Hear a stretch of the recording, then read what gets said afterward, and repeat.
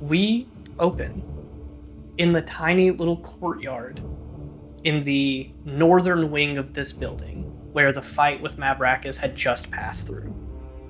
Lucian, you and Professor Remen sit in a little, not necessarily like tucked in the corner, but like sat against a wall near a couple of colorful bushes, exotic plants, things that are definitely imbued with a little bit of magic from the Viridium located underneath Callisto. You wait for a couple of minutes after casting your sending spell. Eventually, hesitantly, up on the roof, you watch as a figure comes out of where you were no longer able to see her, like coming into vision against the night sky with the stars spread out behind her. Mavrakis looks down across the courtyard and clocks you and Remen. She crosses her arms and says, "Can I trust you to come down there?" I have no intention of harming you right now. I just told you that the next time I see you would be to put you in a grave. Have you dug one for me? No, but maybe we can get to that after our conversation. Please come down and let's talk. I'd like to start over. With a very quick motion, it appears like she's going to step forward and her body shifts and flits into a bat, and then she flies down and reappears all in the span of a second. She takes careful steps across the little stone pathway in the courtyard, looking around, making sure that no one else is watching. You see her bright blue eyes scanning the environment. And she approaches about 15, 20 feet away from you.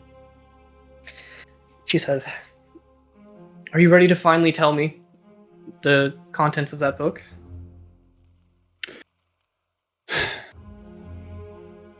I'm willing to tell you. There is one I will tell you either way, but I need to know if you are working with any, how should I put this, higher than thou employers. She smirks a little bit, and we're going to transition the scene. I have to drop multiple things on the party at once here. Athera, you're in the little alcove, the balcony, with Gwen, Dorenzo, and Casaro, correct? Mm-hmm. Fantastic. As a couple of minutes after this combat with the vampires concludes, the party livens once again. A lot of people are very skeptical, but slowly over the course of 5 or 10 minutes, people pick up and resume their things. People are talking about it, people are chattering. You, with your enhanced hearing, can definitely tell that some people believe that it was a show, which is probably good for you. Some people are much more skeptical. Some people are thinking that it's a cover-up and the Church of Paran was potentially still here to deal with the vampires, but that it was an actual attack that was dealt with. A lot of attention has been drawn to the party since then, as the ones who fought the vampires. But none of that matters. Your attention is immediately drug away. Izzy is not here quite yet, but... Yes, she is. She's right there. I'm here. Izzy! I'm pulling up all that shit. I definitely want you to be here for this as well. It's that video clip of Pedro Pascal saying, "You should know this too." Is Yeah.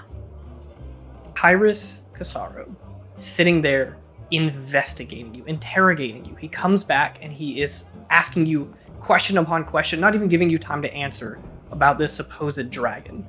He's asking, how big is it? What kind is it? What are its abilities? Where is it from? Where did it come from? Just rapid fire, trying to get an understanding of this dragon. But you watch as he, over the course of a couple of minutes, grows a little lethargic. He stumbled on his way back into the balcony after addressing the crowd, and you didn't think anything of it, but now he's slowing down a little bit. You watch as his breath gets a little strange, and he, excuse me, he starts asking questions. Will you give me a medicine check? Oh, But shit, I didn't bring my dice out. Hold on. no. Athera, you can give us one with advantage, because your medicine Okay. might be a little bit higher but we're gonna say that this is you and Gwen. I got a nat 20. Oh shit! Never mind. Just roll one. First roll. First roll. It's all downhill from here. Yep. You can go ahead and tell us what you got, even if you didn't beat a nat 20. I got 24. And That's pretty good. So what? Is higher than Gwen. It's technically higher, but it's not a crit. before I tell you what happens or what you noticed, I also want to point out that based on last session, I believe that you guys all decided that Gwen was kind of our MVP for keeping an eye on Casaro, if I'm remembering correctly. Lucian was voted. It was Lucy. One. Lucian? Never Are you mind. doing one or We two? did say top 2, but then we Yeah, got like two. 2 top 2s, so I don't know. I'm trying to find Second it. place, definitely tied. And I literally told you that out loud. You're so right. You're so Oh right. no! I guess that means I just get 2 inspiration since we can't do a tiebreaker. Oh no! Oh, rock, paper, scissors right now. It's actually a tie for second place, not first. For You clarification, get first place. I asked the party, all of our players here, to kind of vote for an MVP based on last session as a reward, because there's so many people. I don't want to give inspiration to everybody. The people who you guys want to give inspiration to will get inspiration at the beginning of every session. I'll award like 1 or 2. For this one, I will be a little generous and say that Lucian, Gwen, and Dahlia, as our top 3, Whoa! will all get inspiration to start the session, but it goes away if you don't use it this session. So you can't just like sit on it and hold it. Can we put it in a bag of holding? No. So you get 1 free reroll, the 3 of you. Gwen, Athera, you guys watch as Casaro is seemingly like feeling a little lethargic. Almost you're watching some exhaustion set in. On a nat 20, Gwen, he's about to keel over and pass out. I thought you were gonna say keel over and die. Yeah, I mean, jeez, be You don't know careful. what this is, but he is showing signs of like. I think the best way I can put it is when you pass out from overexertion and you just like collapse and your body is too weak, everything feels like jelly, and you just fall over. On a nat 20, I will even let you take that roll and continue it, but you watch as Kyrus, like his breathing picks up a little bit, but his body is moving slower, and he says, "Oh, I don't feel very well. If you'll just excuse me for a moment." He turns and begins to stand from his chair, and you watch as he stumbles and falls and lands on the ground, his words becoming slurred, and he just says, "I don't know," and then he on the ground. On a nat 20, you instinctively reach out and start like shaking him and checking him over. Athera, you walk over and help. You're both checking him out to see what happened. Not breathing. Oh shit.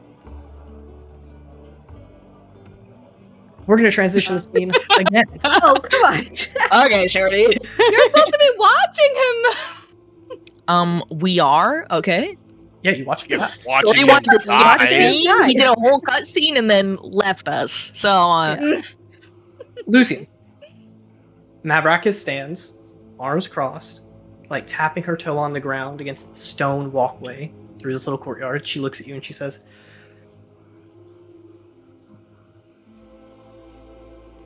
"Lucian, I cannot tell you anything. I just need to know what's in the book. And if you do not tell me what's in the book to enough detail for me to validate what I need to know or not, I'm going to keep coming after you. I thought you would have acknowledged and accepted that by inviting me here again."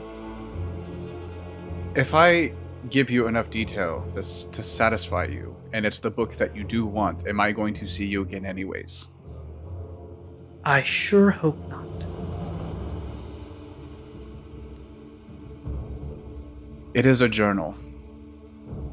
You told me it was layman's It is journal. a journal, Professor Layman, recounting his travels and his time with his party, including Corteus.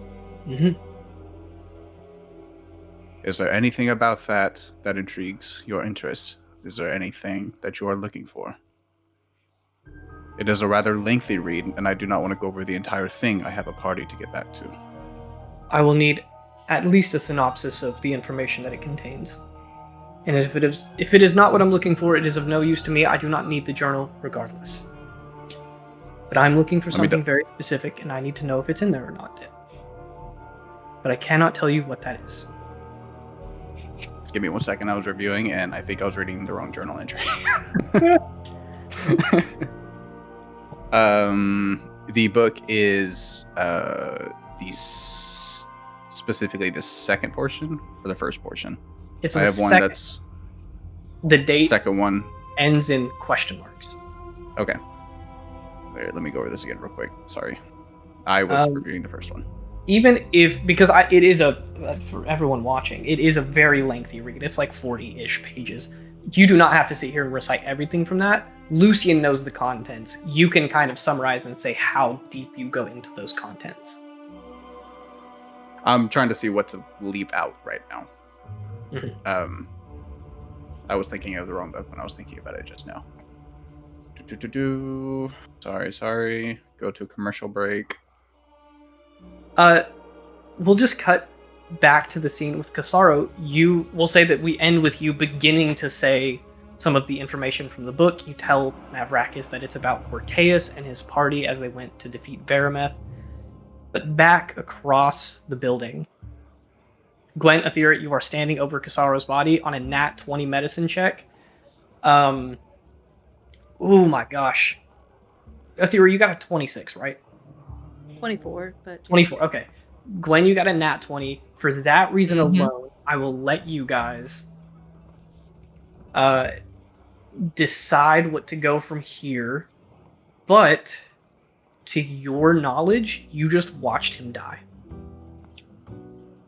Uh-oh. is there anything? We check pulse? You just said he's not breathing. No pulse either. What the hell? Watching the symptoms and how it is, would I have an inclination if it's like poison or curse or just any vibes about how it happened? Sure, continuing that check, like giving you guys just a tad bit more information.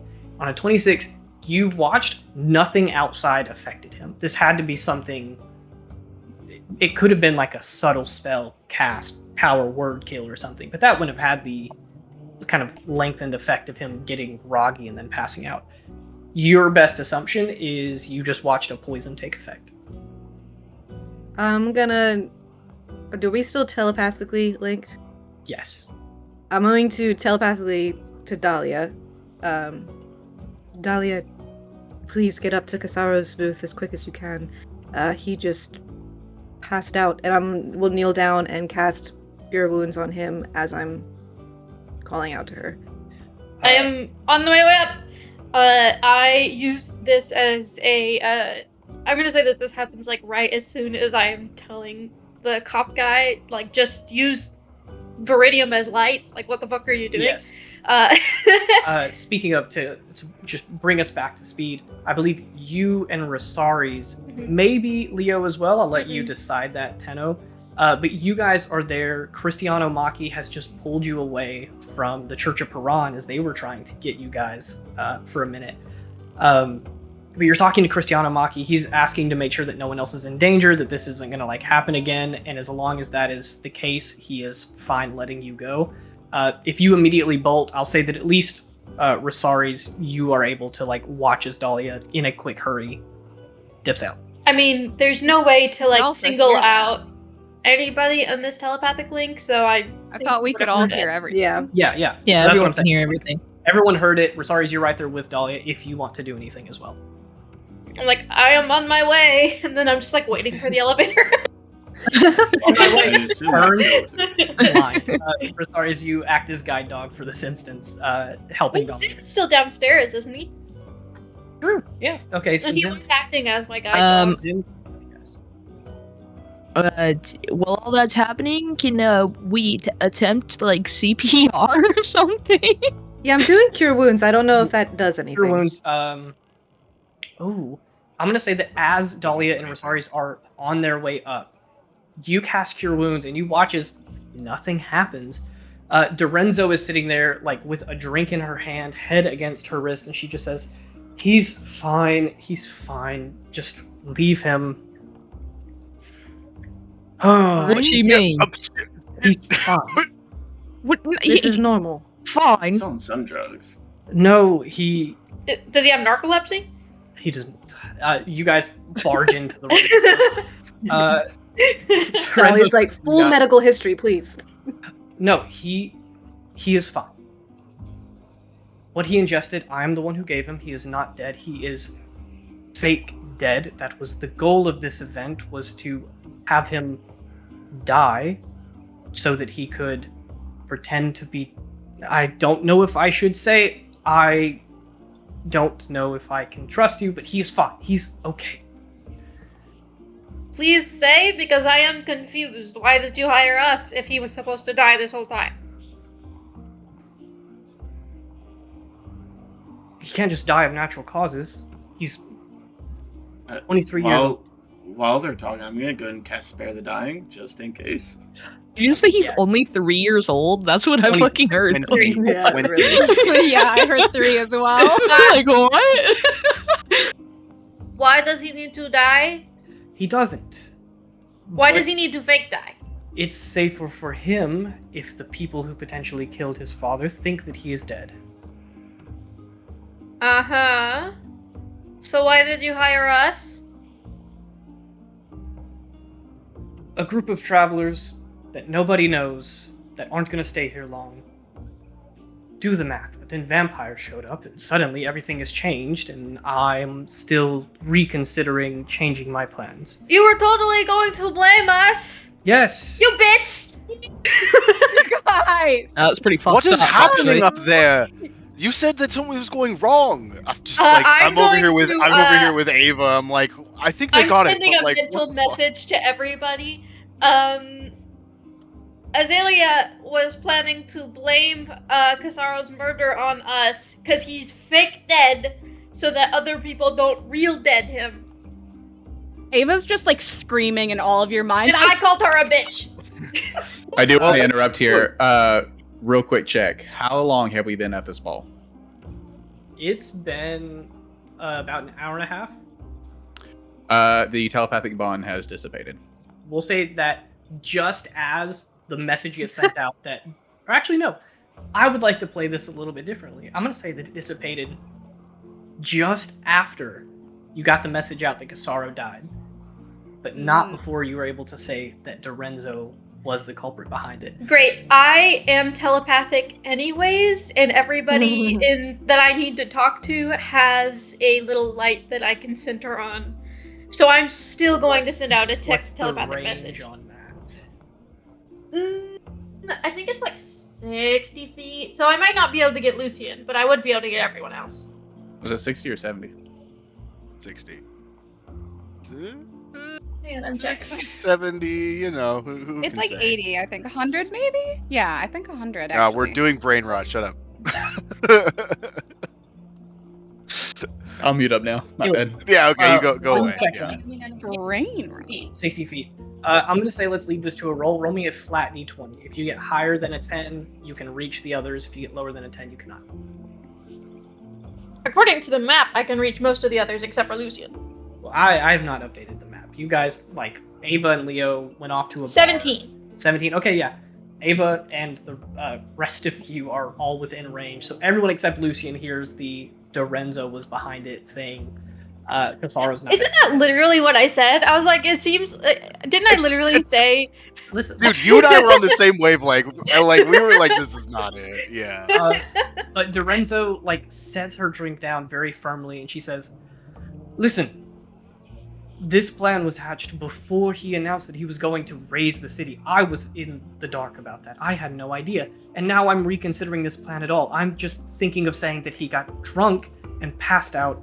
He will wake up tomorrow with no memory of what happened as of 2 minutes ago. This is so unkind. It is for his betterment. He is too young. Say not unkind to him, unkind to us. Oh, well, Yeah. I gave you unlimited funds to do with as you pleased. To blame us for murder so that we would go to jail for the rest of our lives? Your adventure. Making it worse on the blue guys again, apparently. Because they're already racist towards us, so... Why not make it worse? I feel like there are better ways to do this. Just put him on a ship and then say the ship crashed. That's so much easier. I'm working with very limited time and materials here. You gave us Brain unlimited cell. money. You can't buy a boat. Where would the ship go? Tensions with Andromeda are high, hence the racism towards your kind, which I would apologize for, but I did warn you about, and you chose to maintain. It matters not. I Where don't have they magic go. like that, mate. Don't know what to tell you. It matters not where they go. There are Sahwagan everywhere in the waters, which I needed to talk to that guy about, because they're upset because Viridium is transforming the fish in weird ways, causing the Sahwagan to be more aggressive, causing them to hurt your villages, by the way. You are not a very good planner. I mean that with love and kindness. You are not a very good planner. I mean that with love and kindness. With that, let's transition back to Lucian and Mavrakis. Mavrakis. Wait, did you get to tell everybody else or no? I didn't hear that. I got Yeah, we got the message. Oh, okay. two distinct groups? Lucian by himself, everybody else.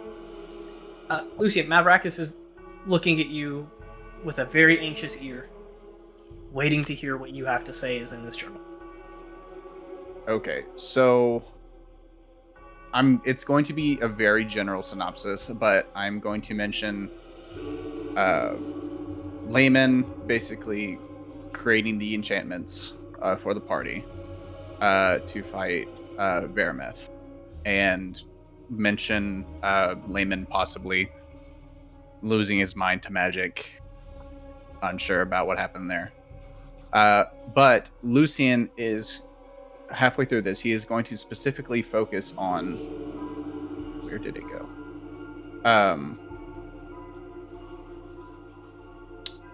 Sorry, I lost it. On Dryden's enchantments. Dryden was given a cloak that grants him access to the ethereal plane at will. Lucian is going to put emphasis on this, and whatever he does, he's going to pause and look for any kind of reaction from both Remen and Mavrakis. Give me an insight check.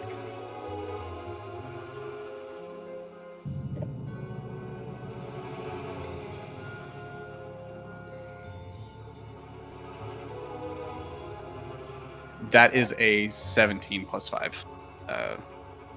22 is pretty good. Yeah. You see the looks on their faces. Is that of seemingly processing information? But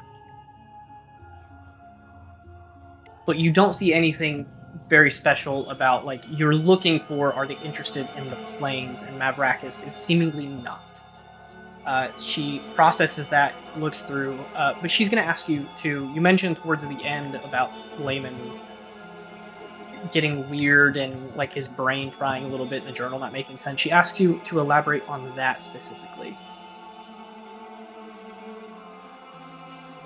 And I've got the summarization of the journal pulled up right now, so yeah, so I'll go into more detail, saying that it seemed that his body faded and he had claimed to become magic, or the infinity, and that I haven't looked too much into it, but it seems that his mind had drifted away at some point before his death.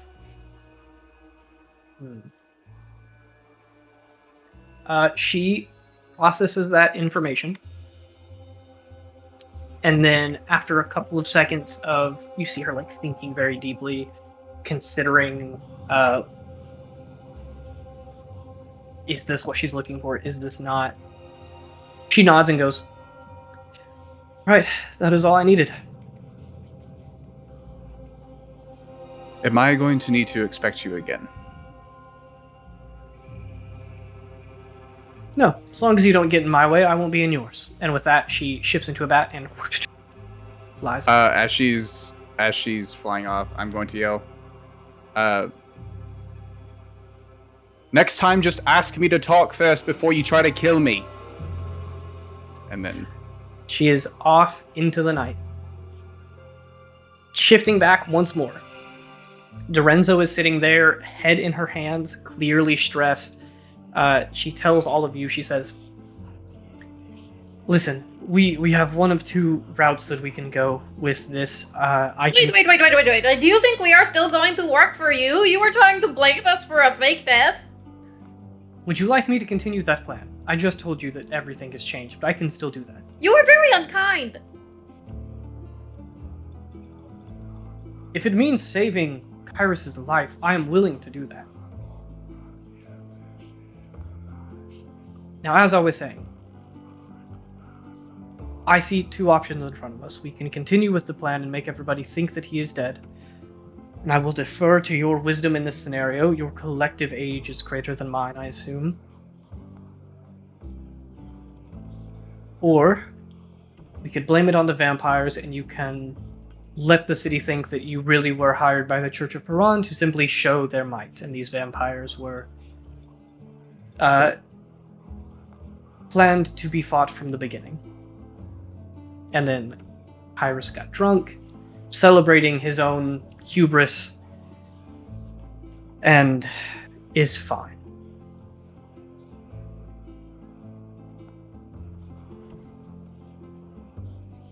So why don't you just like blame it on those weird little vampires or something?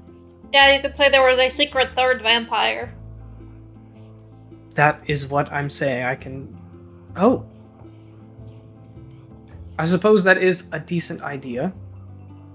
But then the facade of the church being here to protect everyone falls. And Yes. But wasn't Oh, well. that serve? You're catching on real fast for someone so unintelligent. What does that serve anyways, other than the Church of Paran? Do you serve the Church of Paran? no. Well then, who cares what they think? I care what the people think. And if the people think that that was a harmless facade of a fight, then they have no reason to fear. They have no reason to fear now. We super killed those vampires. Yes, but if we're being attacked by vampires, we can be attacked by much worse. And what's to stop more vampires from attacking in the future? I'm telling you, I already told the officer guy, you guys have magic rocks. Just charge them with the daylight spell, and you have anti-vampire rocks. What do you all think of Kyrus's plan to elevate the city? It super sucks. Cool. If you would like to avoid that, we need the people to feel like they are at peace. If they feel like they are threatened, they're going to support that decision. They'll feel even safer with sun rocks. There are more undead than just vampires. There are whispers of what's happening in the north. Galeazzo was investigating it. What is happening in the north? Galeazzo was looking into this months and months before he died. He found a fascination with it, but there are areas where the dead simply rise again. Someone will die, they will be buried. The next day, they break from their grave and roam amongst the village. How far north? I don't have exact areas, but it's nowhere near us.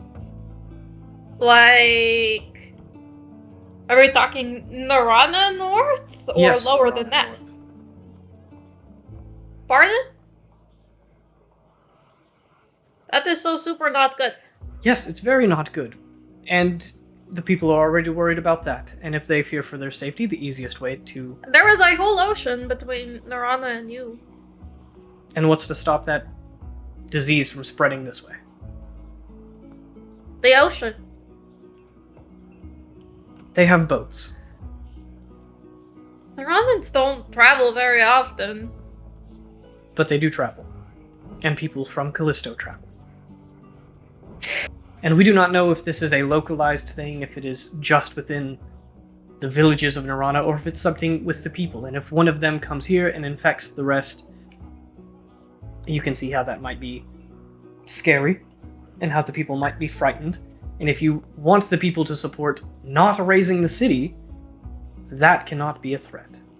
And if they know that vampires attacked us tonight, and it was not fake, I will let you Ultimately, catch bolt to on. Narana and say he got bit by a vampire there.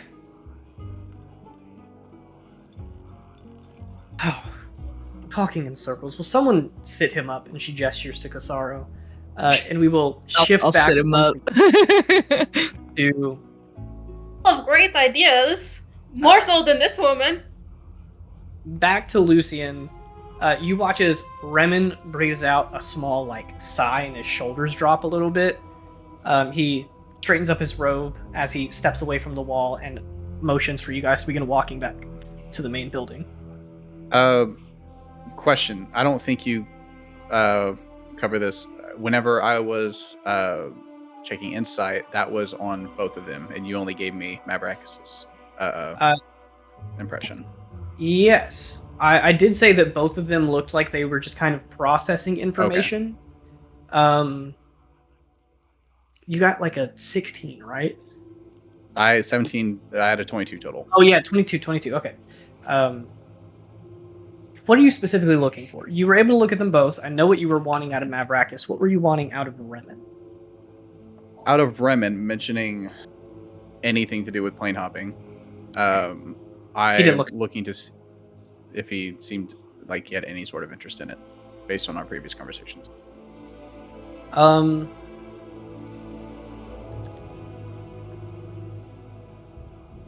Yeah. You would have watched as the information processed, but he didn't look surprised about other planes. He didn't look surprised about you talking about Layman traveling to other planes. He kind of just listened, and I'll say on a 22 insight, you watched as he was more attentively watching Mavrakis. Okay. But he gestures for you guys to walk in, folds his arms behind his back, and he says, well, that was interesting. Yes, I could not testify to the wisdom of that idea, but it seems as if you have rid yourself of the problem, so perhaps it was wise indeed. If I'm going to carry out my search any further, neither I nor the rest of the party can be bogged down by having her as a continuous threat. If this gets her off our back, then it will be worth it. If not, then we'll have to deal with her again. Well, it seemed like that it did get her off of your back, as you said. We'll see if it is maintained or not. Have you ever heard of anything regarding this book in your studies? I have heard the name Layman passed around quite a bit. He is cited as obviously the name behind Cloudspire in some circles. A lot of research about magic and documentation of it is cited in his name. I see. Have you ever heard of Master Holinova? No. Can I tell if he's telling the truth on that? I mean, you can give me an insight check. I'll give you another one. That is a 15, 20. Dirty 20. Dirty 20. How much information do I want to give away here? All of it, preferably. I think on a dirty 20, you don't get the sense that he's necessarily lying, but you get the sense that he is framing this in such a way, asking it like a question, wanting you to continue and tell him whatever you know about Holinova. I see. Well, from what I've read in these journals, Layman was searching for Hollanova for quite some time. From my understanding, he seemed to participate in some plane hopping of his own during his search. I was curious with our current shared goal, if you had ever seen him in any studies regarding this or not. No, the name Hollanova does not ring any bells to me. However, the topics at hand do have a sort of interest to me. I will refrain from saying too much right now, but if you follow in my quest that I gave you, if you are able to track down this aboleth and retrieve some parts for me to investigate, that will show me that you are not only capable enough, as your sister was, but that you have a shared motive with me and are willing to help. And I will let you in on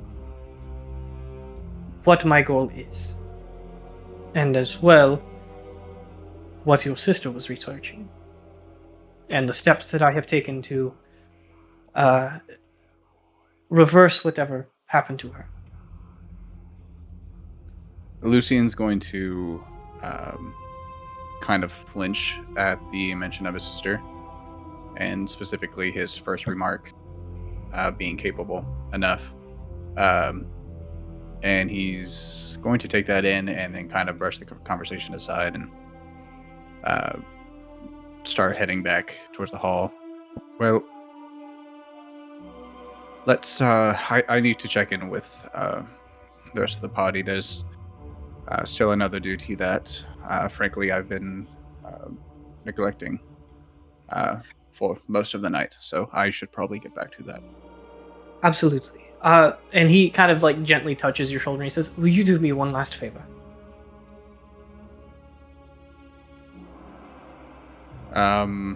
What would that favor be? Will you ask Ava why she does not like me? She clearly has issues, and I would like to know. What have I done to spur such... What do you call it? Beef. Lucian's frown is going to crack back into a smile as he chuckles, and if I'm being honest, I don't think I figured that out. She seems to be mad at everyone periodically. I'm not sure. I threw a fireball at her once, and then we had a confound moment like a week later. There's not really a process. Maybe you can throw a fireball at her, and I save her friend and help in this endeavor, and I am the bad guy. Maybe throw a magic missile at her and see where that takes you. I'm not good at this. I don't know. I will keep it in mind. And with that, you guys enter the room again with the very loud and talkative crowd. Games are being played in this place, and he kind of releases you back to go find your friends.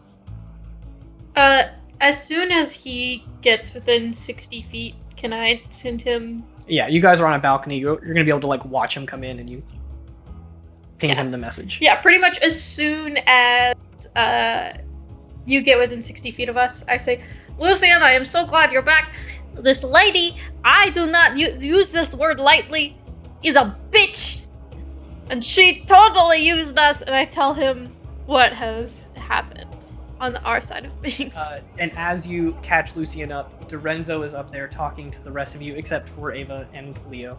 And she says, "Listen, what could I offer you to keep this between us, for you to feign allegiance to the church in your temporary time in Callisto? You have made it very clear that you do not wish to stay. You guys seem very eager to leave this city." To say that we helped with the vampires and stuff and all of that other stuff, not much. To say that we are in allegiance with the Church of Moran, Quite a bit, if anything at all. You do not have to claim allegiance to the church. You just have to let the people think that. These people who you will likely, if I am not mistaken, never see again. You are not from here. You don't have any intention on staying. I can tell. I see no harm in letting this pass. What if, some of us want to visit in the future?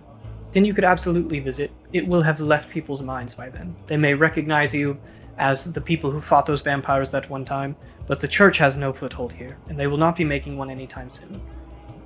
Despite their attempts, as you can tell, claiming that this was their own. Casaro played it off decently well. The people feel safe still, and I would like to maintain that.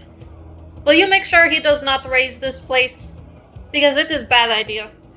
I can try to talk him out of it. But you mentioned the Sahuagin. Casaro is blinded by ambition. I will ensure that all the proper precautions are taken to make sure that no one is displaced by his motives, and I will see to it that the Sahuagin are handled in the best way possible. A humane way. Do not just Yes. kill them. The fish are transformed in weird ways. It is also affecting your villages. Yes, I will handle that. I will make sure. We have dozens of wizards here from Valenron.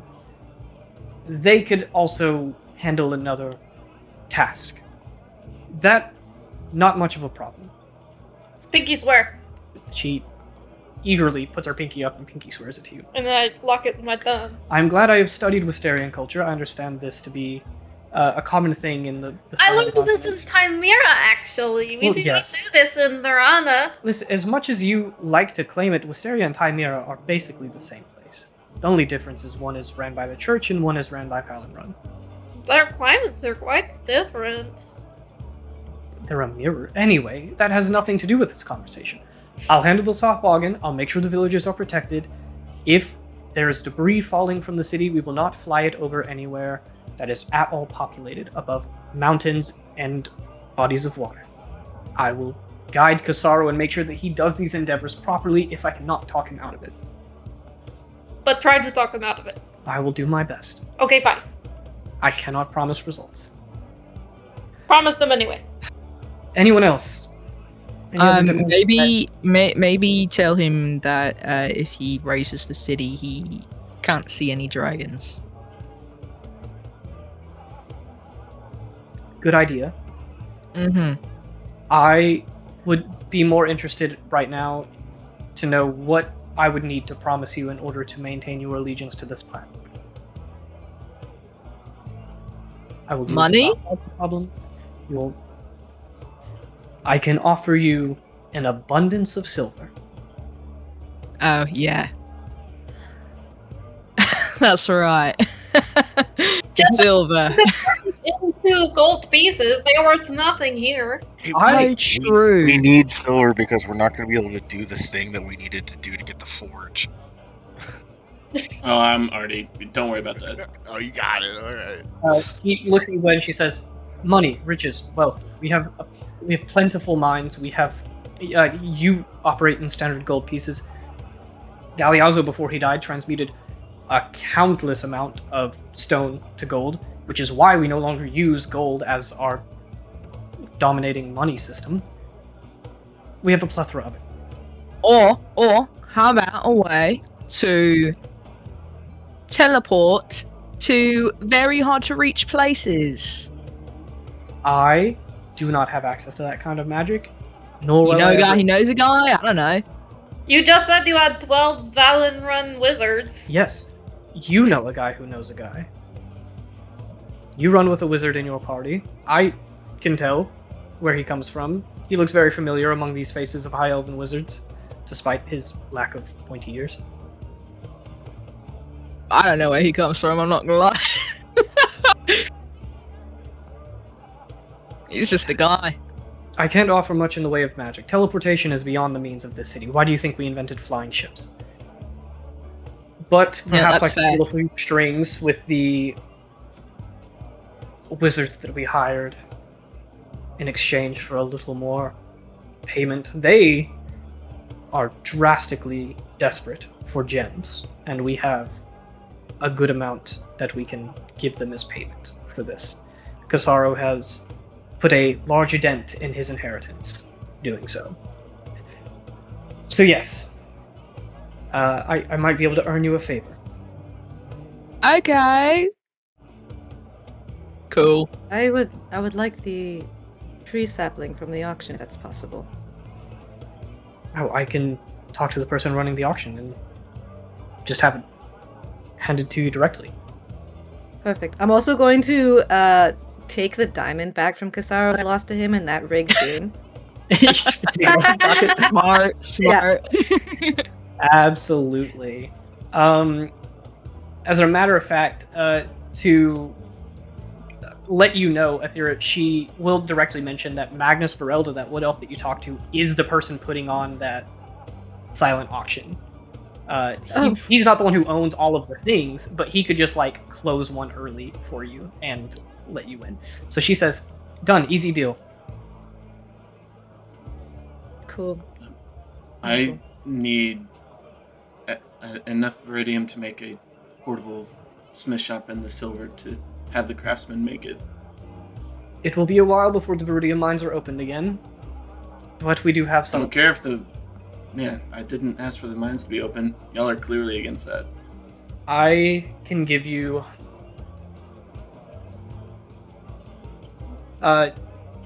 trying to quantify this is quite difficult, but she says that she'll be able to give you like 2 standard pieces of iridium.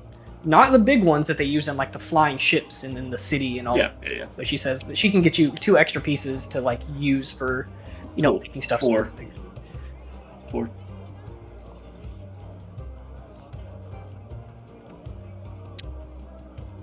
2 and 3 diamonds. As she watches Aethera take that diamond from Casaro's pocket. He cheated me. Do not doubt it. Fine. There. She agrees. 2 and 3 diamonds. If you guys will keep note of these things that you've asked for, they will be given to you shortly, but I will most likely forget. She asks, and can we trust the rest of your party members to go along with this? Or do we need to have the same conversation where I bribe you into allegiance? I'm going to be honest, you cannot afford our rogue. It might be best to just, if you want to give me 3 extra diamonds. I might want to talk to the rogue.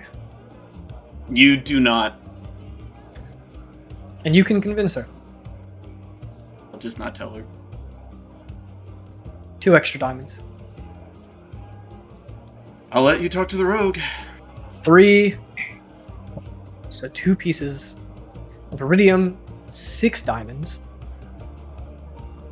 Going once, going twice. Do you have a cool mace for the cleric, other cleric? I don't have any maces. Do I look like I carry weapons? Can I walk up at this point? Sure. You can approach, come into the balcony, and she is going to look at Gwen and just be like, your friend who knows a friend. Hi, friend who knows a friend. Am I the friend who knows a friend? Apparently. Okay. What's going on right now? Is Casaro okay? He's dead. He's fine. Is he dead or is he fine? Those are 2 very Both. separate things. I kind of take offense to that statement. Rosari's your... I resemble that remark. Lucian, Dorenzo looks at you and she just says, Kyrus is fine. I was planning on faking his death and blaming the party for it, but instead, an opportunity has arisen. Vampires showed up. You guys seem to be at least hired by the church to fight these vampires and make a show of it, who also may or may not have been hired by the church. The church has very strange optics in this region. A lot of people will believe that, surprisingly. Joke's on him, I already told him that. Oh, well, I'm currently buying the allegiance of you and your friends to maintain this facade for the time being. Oh, have we already reached a final agreement, or could I add It's, an You have- additional clause? 10 seconds to make a reasonable request. How much Viridium are you willing to give me? I have already given the party as much Viridium as I can offer. you can have half of mine. And how much did she give you? 2 standard pieces. I'm going to 2 need at big least one more. chunks. Just use some that he was using to raise the city. Didn't say, oops, sorry, we don't have those pieces. The Church of Paran stole them.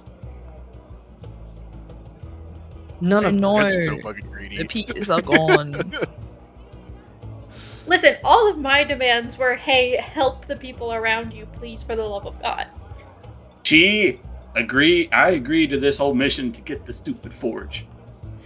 Don't care anymore. Gotta get the forge. I have already offered as much Viridium as I can, but there are plenty of other means of material goods that you may be interested in. Perhaps I can convince a local shop to charge something to my estate. Or, I cannot offer you Viridium, but I can offer you something that might prove useful in your travels. Not enough for all of you, but something made with Viridium, however already refined, so it would be of no use to you in your attempt to obviously create things with it. I wish you the best of luck wanting raw Viridium. If you are going to continue traveling around Septenum, and very few of you speak Septenian, outside of the city, not many people are going to speak Westarian. You will be lucky to find 20%. I can offer 3 of you a set of earrings that will translate what you hear. You will not be able to speak the language, but you'll be able to understand anything said aloud.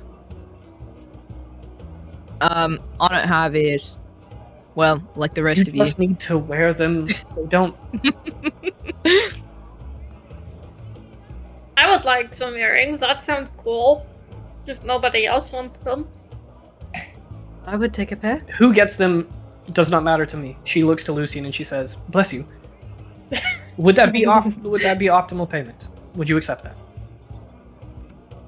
In Septenian, I'm going to respond to her. I don't really have use for earrings to translate for me.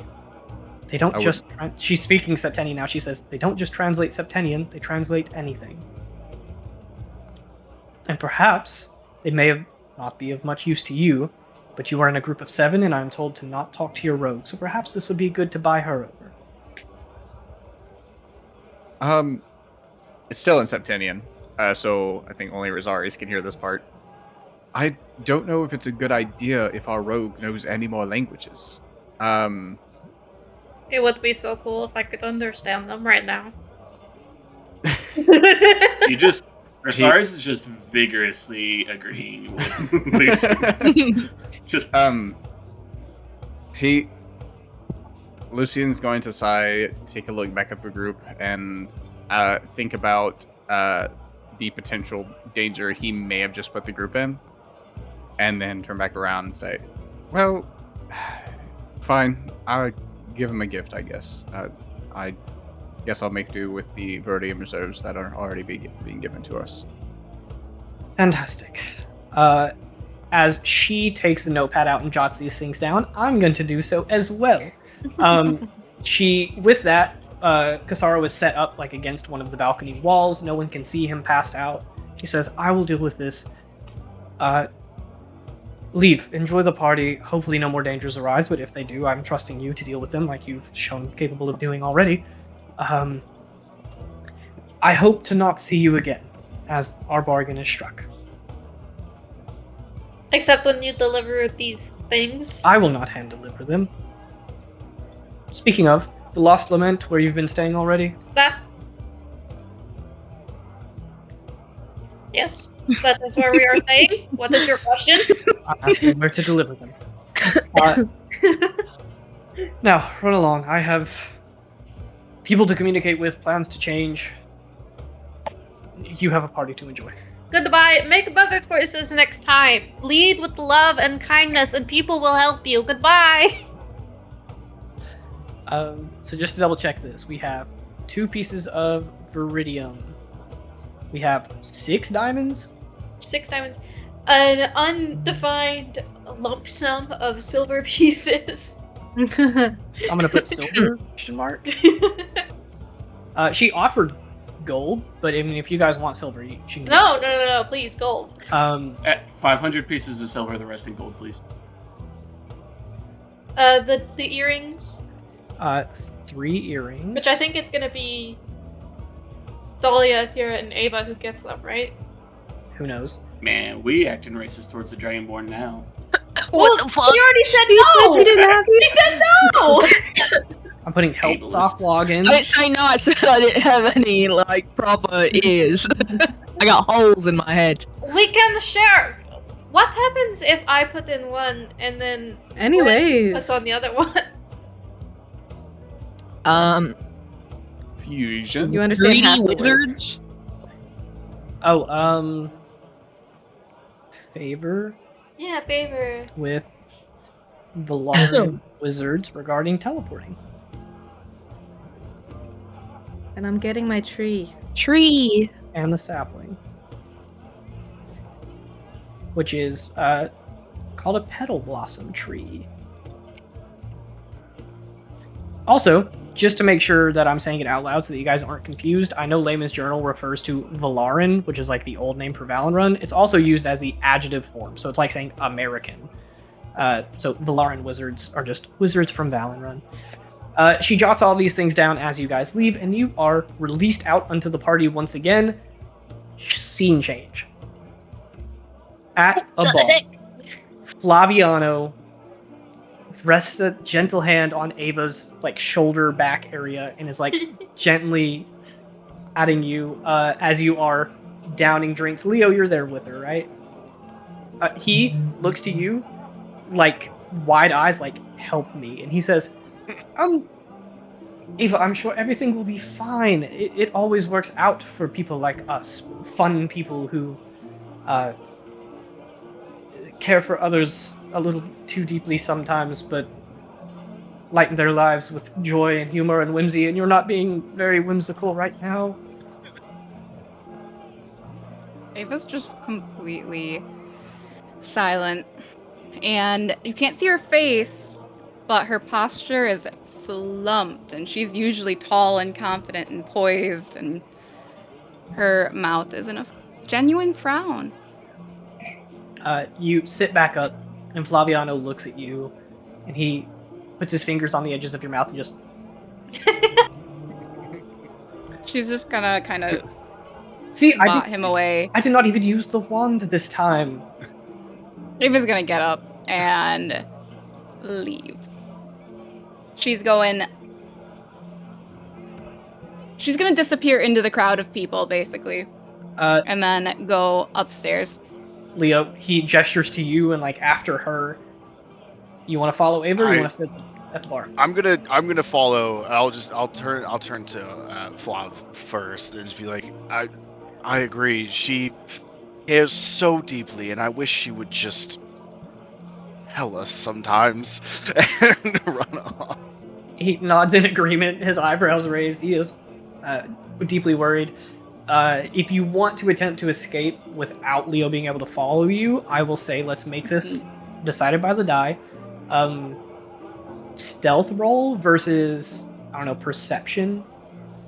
Man, I gotta take the skilled feat next upgrade and take perception just to I could just to roll bad. find her. I rolled a dirty 20. Ooh. Nobody gets our rogue Pretty spell. sure. He her says with like a minimum- plus The rogue's 15. gonna roll a 32 here or something. No joke. 7 plus 14. What's that? 21. 21. What? Barely above. My whole life, dude. That was a bad roll for me. See? With how close that is, I will say that Ava, you're at least able to break away, and Leo is not like catching you and stopping you. But Leo, you're able to see the direction that Ava's going, and if you're going through the crowd, that's going to be on the dance floor, which has now repopulated, and you start like pushing people through. But she's faster, she's smaller, she's going to be able to outpace you going through a crowd. She's So- going upstairs, but not to where everybody is. I'm imagining there's balconies that are indoor, but I imagine there's like an outdoor balcony that's like overlooking the city or Yeah. wherever scenery. Yeah, we'll say that you Um, go out to like one of the wings, like where Mavrakis in that fight was, and there is like a upstairs area with like a patio. It's got a nice little Yeah. roof over it, and you're like overlooking the city. All these like magical lights flickering. Mhm. A couple of like buildings have viridium in them, kind of like glowing.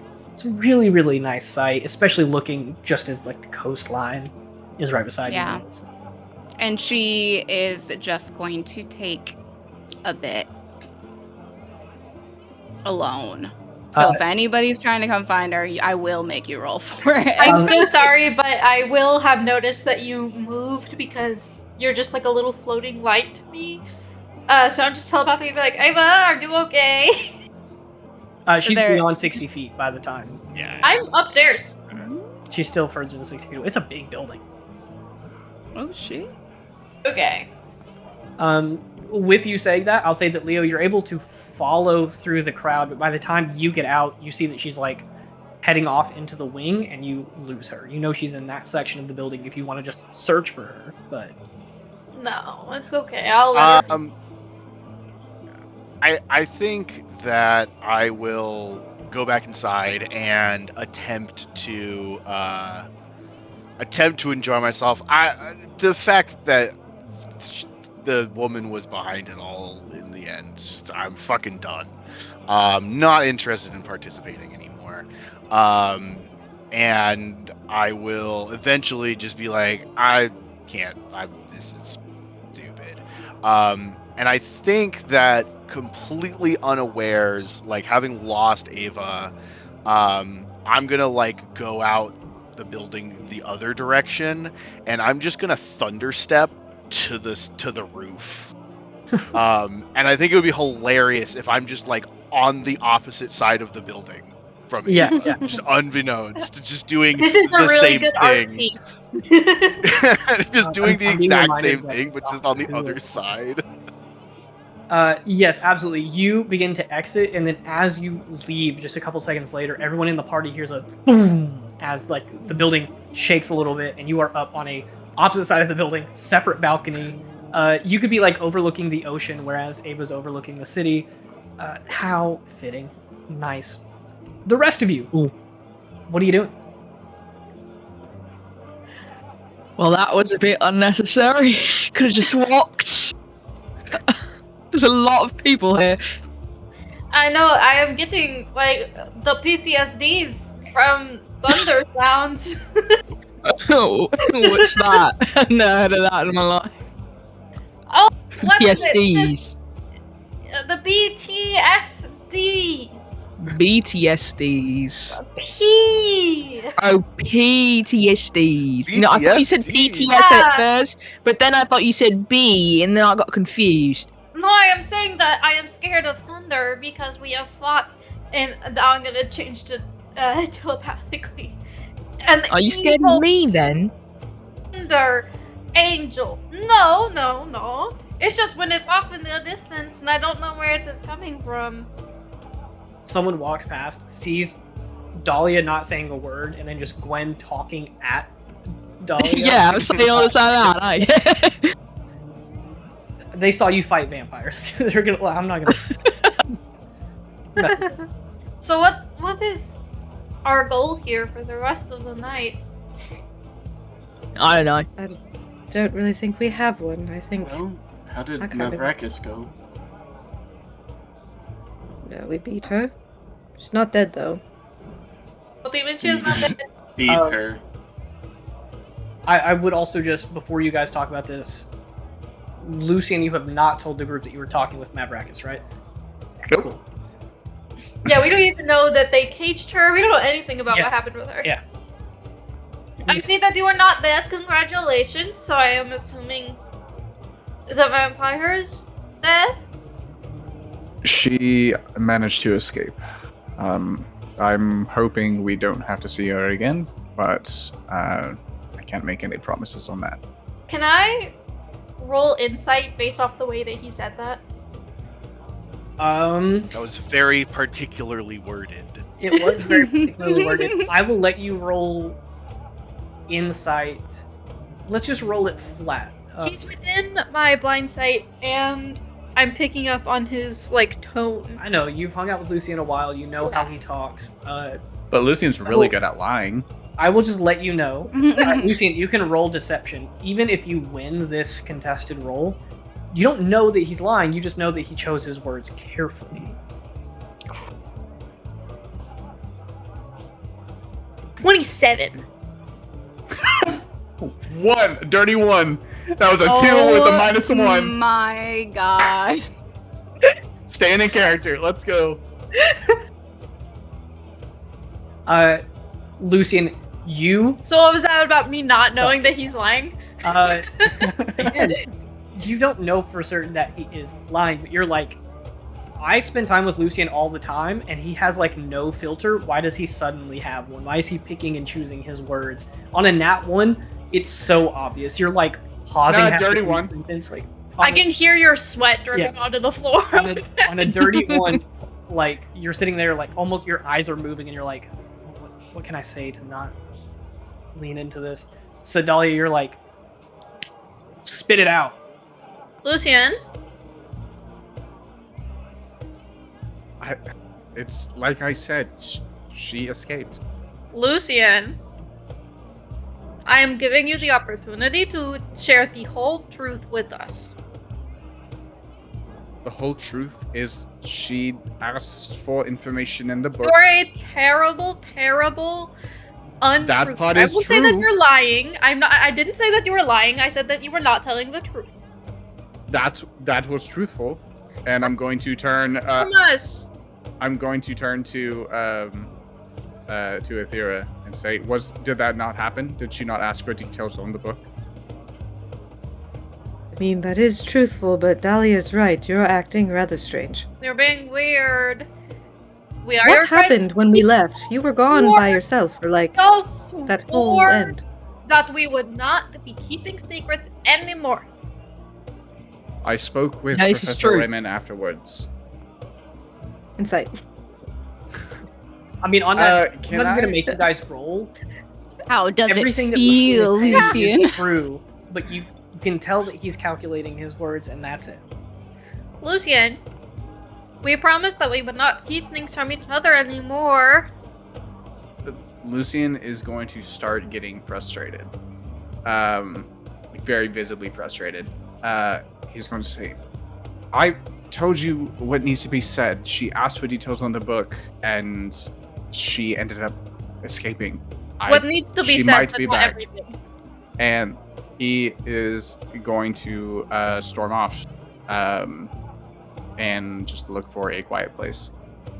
As soon as he storms off, I'm gonna look at Aethera, and I can't do anything physically for Dahlia because she can't see me anyways.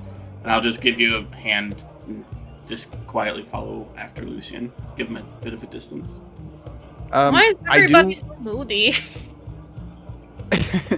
Almost died. Hey, it's not that bad, okay?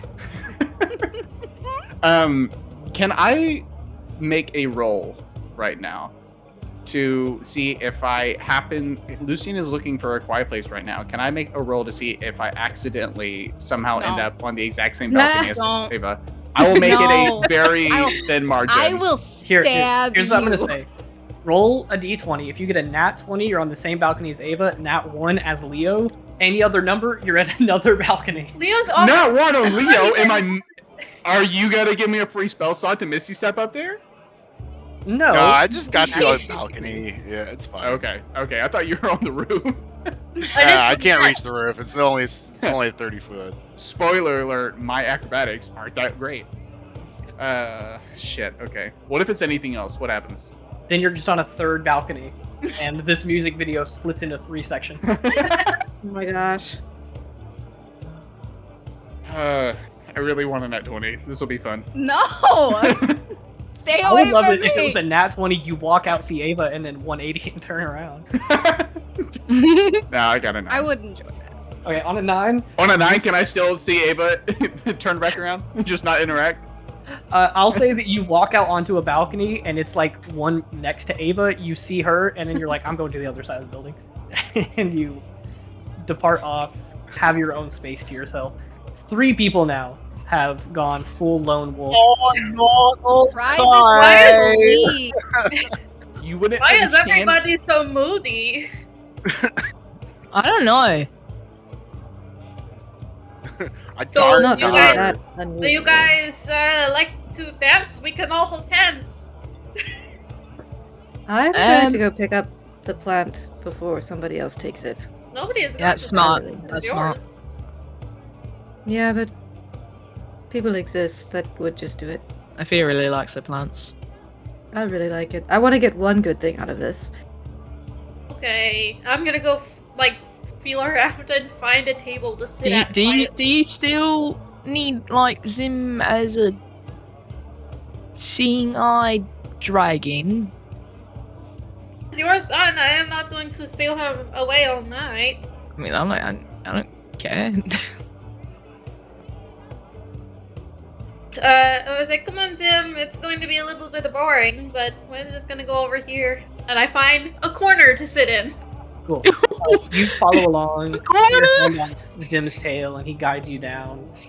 You find a nice, unpopulated table. I just plop yourself down.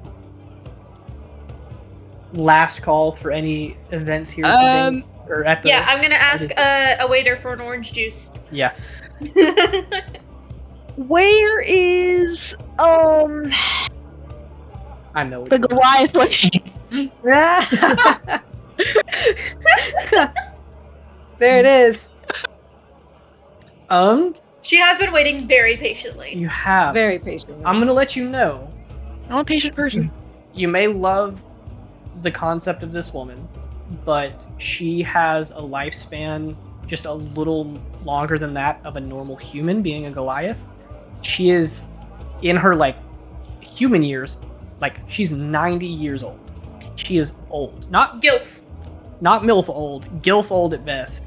She is kind of shortened from the years. Her hair is white and thinning, and she has those bubble braids holding it together.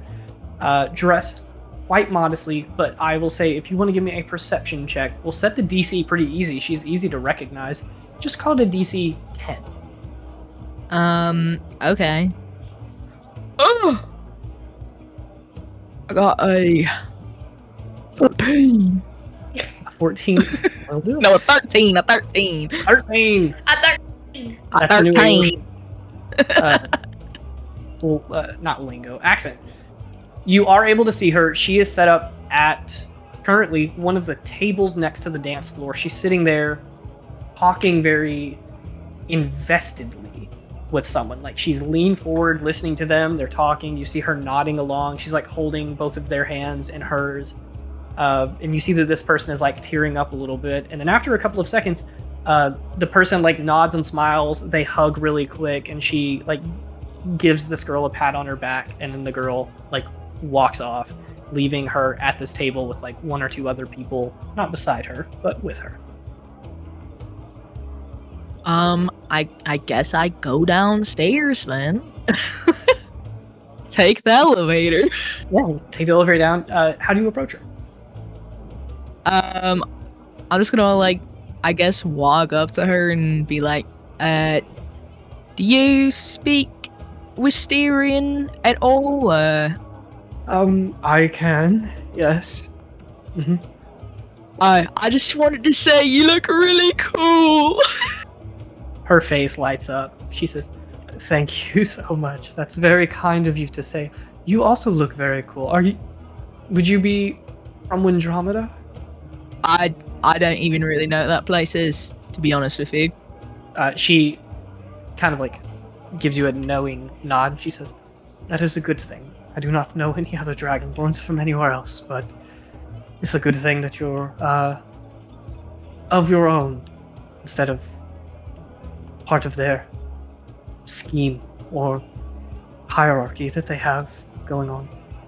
Definitely on my own, that's for sure. But no, I'm from Aorsha, so. Oh, I hear it is lovely but deadly. Not for me. It's it's not as deadly as people make it out to be. She looks at you with your horn that's broken off and currently covered with gold. I'm assuming you have a couple of other like nicks and marks on your scale. Yeah. She kind of gives a. Well, it might not be very deadly for you, but for me, I don't think I could make it 100 feet. I mean, there's other ways people can get around, like with griffins. I'm too old to be flying on any animal. Really? These won't.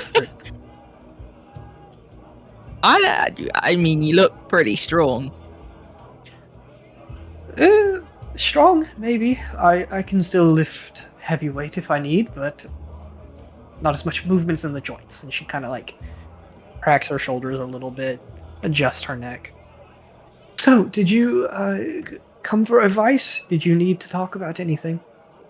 I just wanted to say you look pretty cool. That's about it. I don't really know what to do here, to be honest with you. She kind of gives like a happy little nod there. Seems to be that this is someone that is often used as a source of wisdom. That girl that was talking to her before probably came over to ask advice for some situation that she might be going through. But she looks at you. I'm going to say she's going to roll an insight check. That's pretty solid. She says, "Are you sure you don't need any advice?"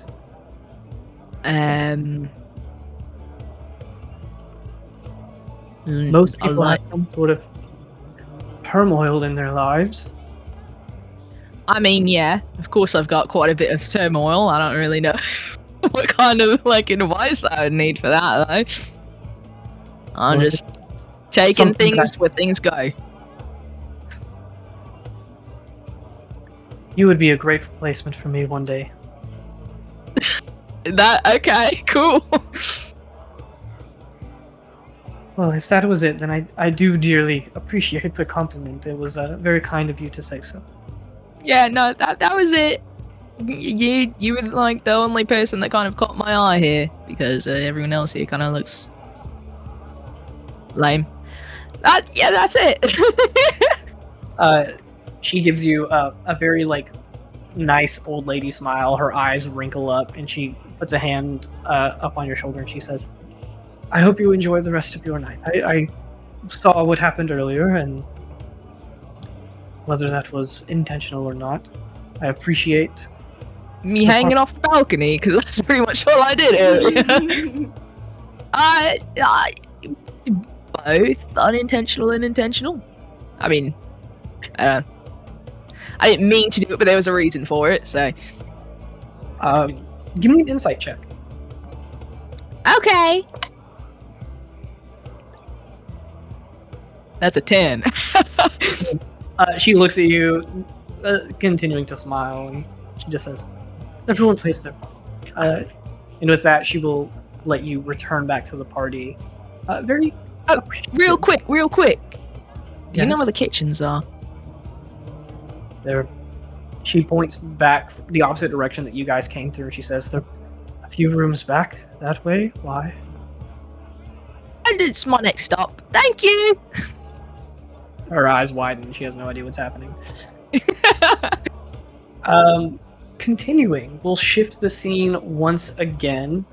Anyone else have anything that they would like to do before the Wintertide Gala begins closing? I will say that Athera, you can very easily walk back over to the silent auction area, and an attendant, as you approach, looks at you coming up to the petal blossom sapling and just points at you and speaks in Septenian, but you are able to understand it. At least he just says, "Marie." Oh, yes, that's me. He turns and unlocks the lock at the back of this like glass casing, gently takes it down, takes the sapling out and sets it in like a nice little box that's raised up enough to like cover the soil that's in a bag that this tree is placed in. And he picks it up, hands it to you. He says something in Septenian that you can't really understand, but as you take it, your mind puts two and two together. Thing's a little heavy. It weighs like 35 pounds just full of dirt in this box. You're able to carry it, but you're just lugging a tree around like a small 2.5-foot sapling. Oh, did I know where Lucine went? I'm gonna say no. The 3 who went to balconies, I will, unless otherwise stated, Rosarius is the only person who knows where any of them are, and he only followed Lucian. There needs to be like a light ring so that they can, be in peak brooding. And it's on the glass, so we can see it kind of slowly roll down. Yeah. Oh my I will say God. that there are some clouds rolling in that have like the distant. Now we gotta deal with Leo's dad. They all gotta be like smoking cigarettes. I'll say that you're watching rain off in the distance that is heading this way. But Aethera, you have the tree. Can I want to message Dahlia. Dahlia, can you see Lucian's light? Which direction he went? You Can I lost see it? him minutes ago.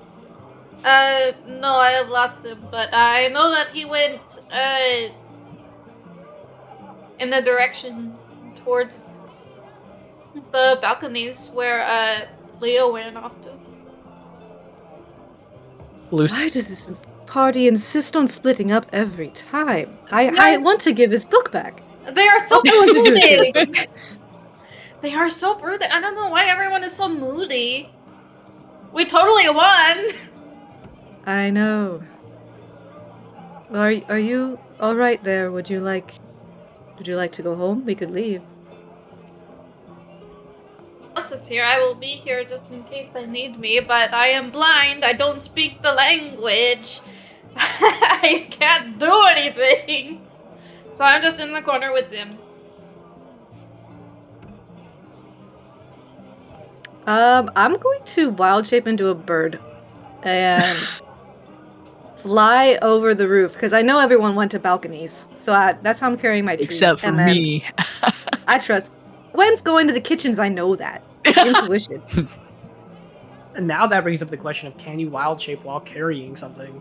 We already talked about decided this. yes, How is because This is I true. asked Last the session. this is why I'm doing it.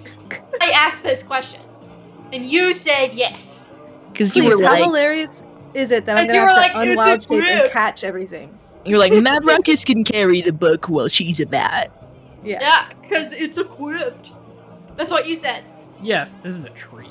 That she has in her Dog. hand. The same way that Navraka said it in her hand. That shit's equipped.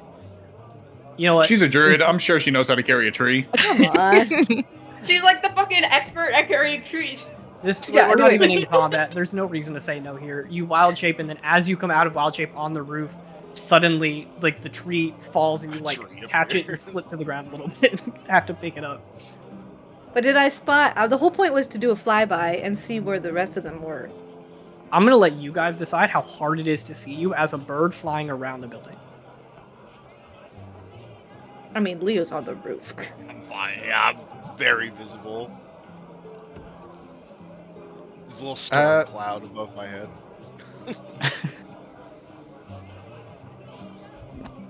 Lucian's not really trying to hide himself. He's, I guess, just brooding on a balcony. Or on his way to brood to a balcony. Deciding a balcony that he likes. There's like 6 options. Yeah. He's looked at 3 of them already, including Ava's, and not really a big fan. Just slowly following behind him, wishing he'd choose. Ava, how difficult is it to find you as a bird flying around the building? She would actively be trying not to be found, so pretty Yeah, but like not by a hard, bird but she's though. she's Yeah, like also bird, pretty though. perspective, even not just being a bird. But Ava, Can you want to roll? I want to roll because You I'm good at specifically this. said and that I'm- your dress Okay. is glowing, by the way. It is. That's true. Okay, I'm gonna but give a this theory. is Not- a bird. This is a bird carrying a tree. I think Ava would notice that this might the tree be a bird is a part of the that she form. recognizes. Oh, is it? Okay, I thought the Yeah. whole time you were carrying a tree in your closet. No, Okay, No, never it mind. I need to. forms steady as I'm it gonna speak forms. to you when I say this. For this instance alone, Aethera can wild shape with a tree in her hands, and it becomes part of the wild shape. If that ever happens again, it's not gonna work like that. But it worked that way forever. Whatever. I know. Never mind. If this ain't working, you could always grab the humanoid tracker. She can like lick the floor or something and find someone. I don't know. This is true. That humanoid tracker is eating, though. Yeah, you know where she is. Anyway, Athera, perception with advantage, Ava stealth.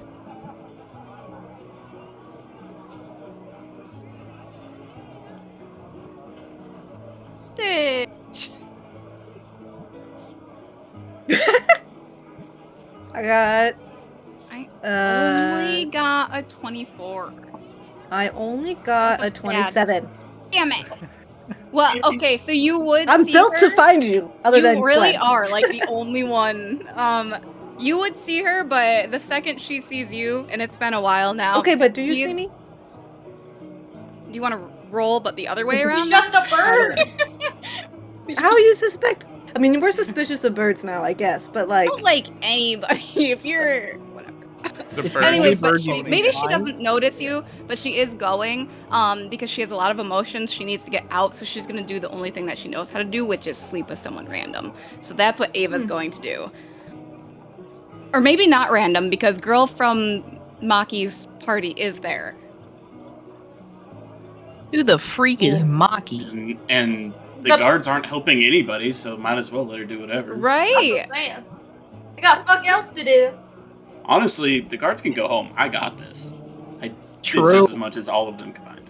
True. Fantastic. Athera, did you want to do anything with spotting your party members? I mean, seeing that Ava's on that track, and I'm like, okay, well, I'm not gonna bother her with that. I'm just clocking it, like, okay, she'll show up tomorrow morning, it'll be fine, whatever. And then I'll go to Lucian and drop on that balcony and come out of wild shape. You rushed off before I could give you your book. Oh, thank you. Yeah, I seem to have forgotten it in the moment. I appreciate it, and he's going to reach out without offering to explain anything. Or help with the tree? Yeah, No, I'm like, ignoring the tree. Explicitly ignoring the tree and everything else. Like, zoned off, but accepting the book. I'm gonna like have it. Oh, sit down the tree because there's no way I'm have to two-hand that. I was like start to pull it out. Look, I understand having personal secrets. I think I'm not really in a place to judge at this point. Can you just assure me that we're not in danger, based off of whatever you did? Based on what I did, we should be less likely to be in danger. It's my current hope. And as far as I know, we are. So for the time being, we should be somewhat safer compared to the normal. All right, I'm gonna choose to trust that because, well, it's not much use in doing anything else. And I'll hand the book back to you. He's gonna go ahead and put it back in where he had it strapped by his waist at the beginning. Are you gonna hang out here for a very long time, like everybody else? Who's all on a deck right Well, now? Leo's on the roof. Can I see him and- from where I'm at? Leo is on it. If I just look up, or He's on the roof. Though the Tenno said earlier, he's on a balcony. His teleport range isn't even far enough to get to the roof. Oh, he's on another balcony. can I look over and see him? She You says can that. absolutely like lean forward, and above one of the other like rooms that's just one story. You guys are like up on the second floor. You are able to lean over and see another balcony. Leo, what does it look like as Lucian like leans past the building and is able to spot just like you also on a balcony? I literally like have a storm cloud above my head, and I'm just a little wet from like a little bit of rain. Own personal little sad cloud. One like bit of rain falls right here, and it looks like a tear going Looks like- down. I don't know what I did wrong. Can I ask another question? Do I know how far he is from me roughly? If you're gonna estimate it, he's probably about like 250 feet. Do you want to change that number for me No. for narrative purposes? You guys are Yes, on you do. opposite sides of the building. I'm not No, gonna try to talk no. to him. Because wait. So Ava is over here. Lucian saw Ava and decided very specifically to go to the other side of the building where Yes. Leo made that same choice, so they're on Hold the same on. side of the building. Hold on. Here is how I visualize this. Lucian and Ava are both in the wing where you just fought Mavrakis. Ava is on the top side. Lucian is now on the bottom side. Leo is at the other end of the building on the bottom side with Lucian. It's like at the back of the building. In that case, I'll just acknowledge it, and I'll turn back to Ava. Say, is It's everyone just Athera? Sorry, hate- what'd I say? You said Ava. You fine. know what you said. You did what Shorty does to us all the It time. happens every time. Sorry. Hey, that's my first time. First offense. I've been here for a while It's now. Turn back to Athera. Say, is everybody on a balcony right now? I thought that was a pretty cool move. And he's just gonna look down. I look and, very like. Oh no! Speaking Druidic. Oh, Druidic Lucian- came out. no Septimian does not know Druidic. She does I- look like she's feeling sorry for you, though. I love that this only ever happens when Natalie's about to talk. It does. She looks so concerned. Now, my Yeah. beloved, What about now? you're good. Hey, Oh, there you're you go. Hey. You're pixelated. Yes, You I look Druidic. very empathetically sad and for him, and I'm like, well, yes. I mean, half the party decided Ava's doing the same thing, except she's going to go sleep with someone, so she's making it a step further, which you're not taking it. But I don't recommend that. You can have your moment. I'm going to just go. I think Rosaris wants to talk to you anyways, and I'm gonna head out. And my goal is to round up. I want to get Dahlia. I'm gonna go, if she wants to come with me, go find Gwen in the kitchens and see if they want to do a girls' night Absolutely. and leave. Absolutely. I am so game. Yeah, Gwen, you're And in I real wanna life ask- talking to people in the kitchen in a language they don't understand. But Yes. Go ahead. Yes. Gwen, how was the conversation with the Goliath lady? It was. How'd you know I did that? What? I'm very perceptive. Oh wait, Um, that you wanted to leave? it was great. Yeah, where We're not does the leaving? conversation take place? Are you Yeah. still in the kitchens, or I'm did you in like? the kitchen, Kitchens, still bugging absolutely these chefs. kitchens. Okay, I will go with you to the kitchens, but I'm not going to leave until everybody leaves.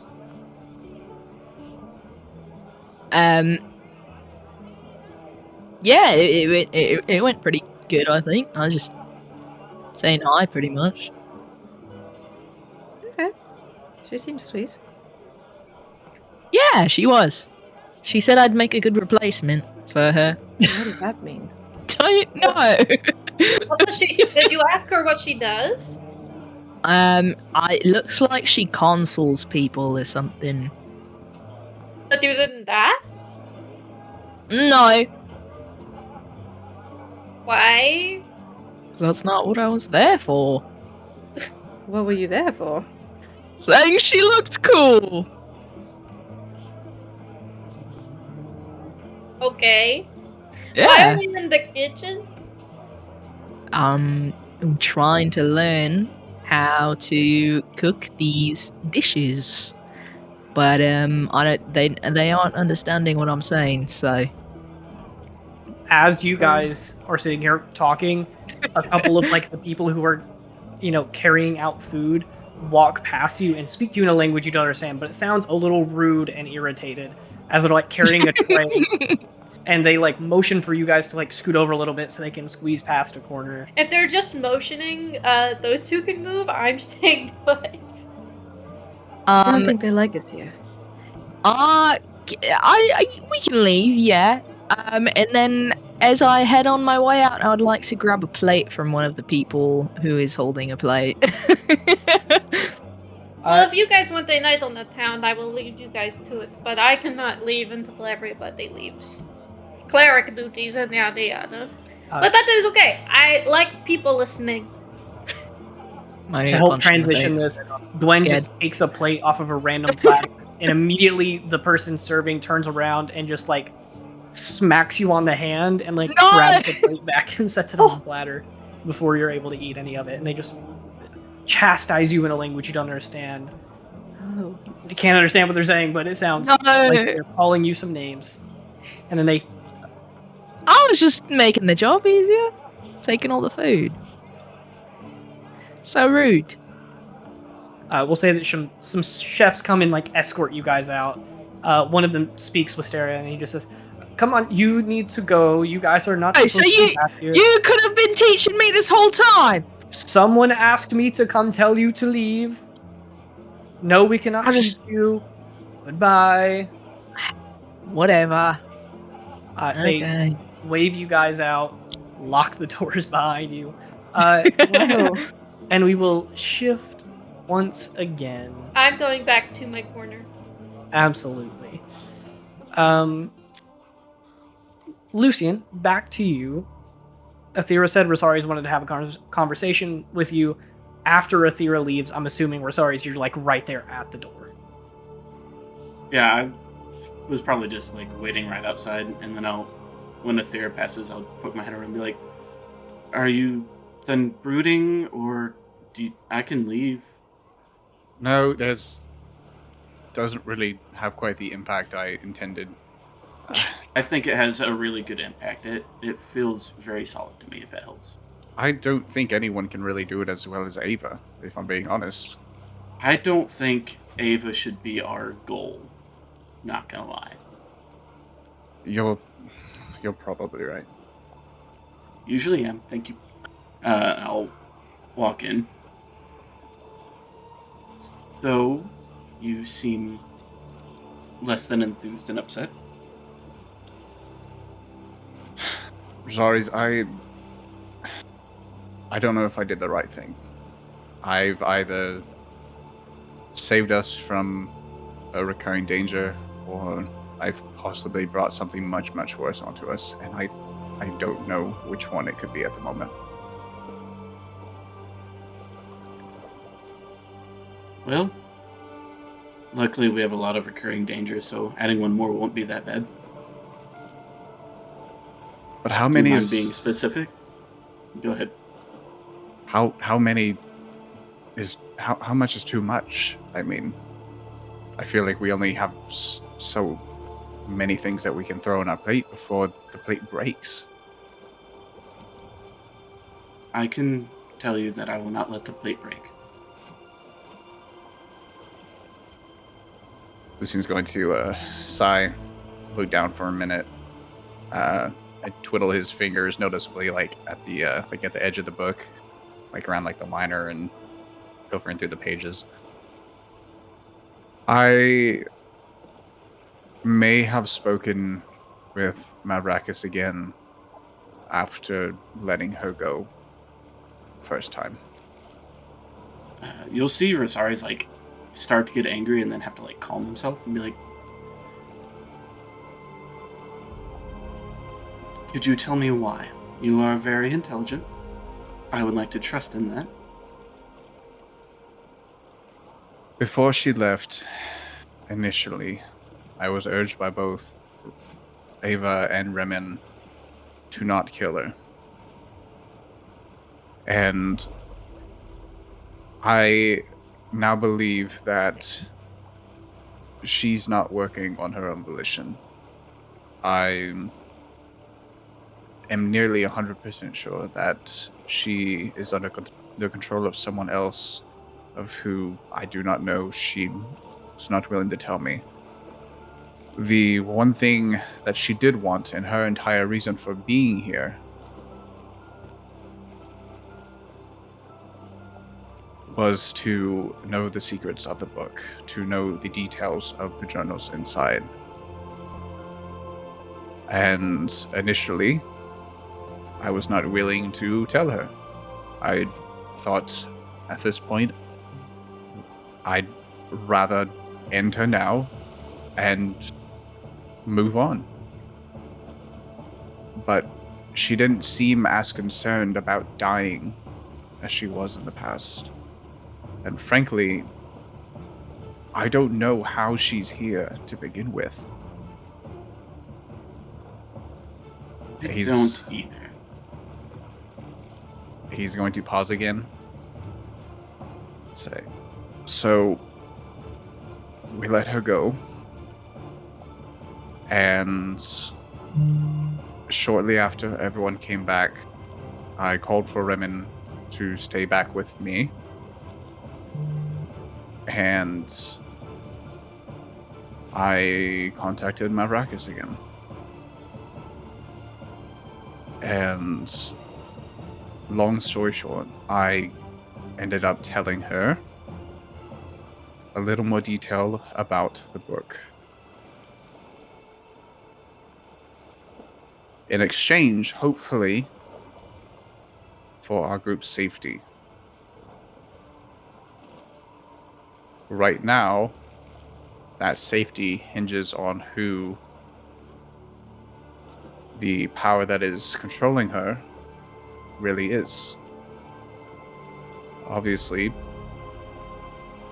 my fear, and I'm sure yours at this point as well, is that she is somehow working with Avant. But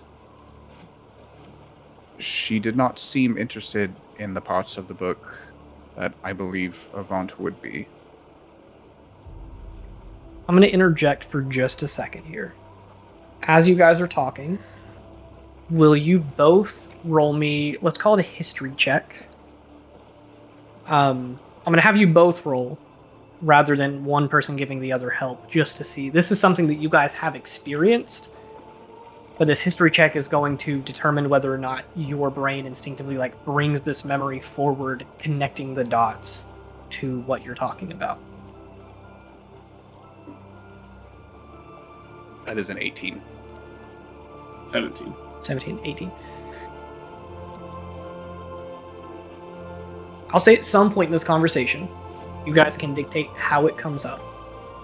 But something a little interesting.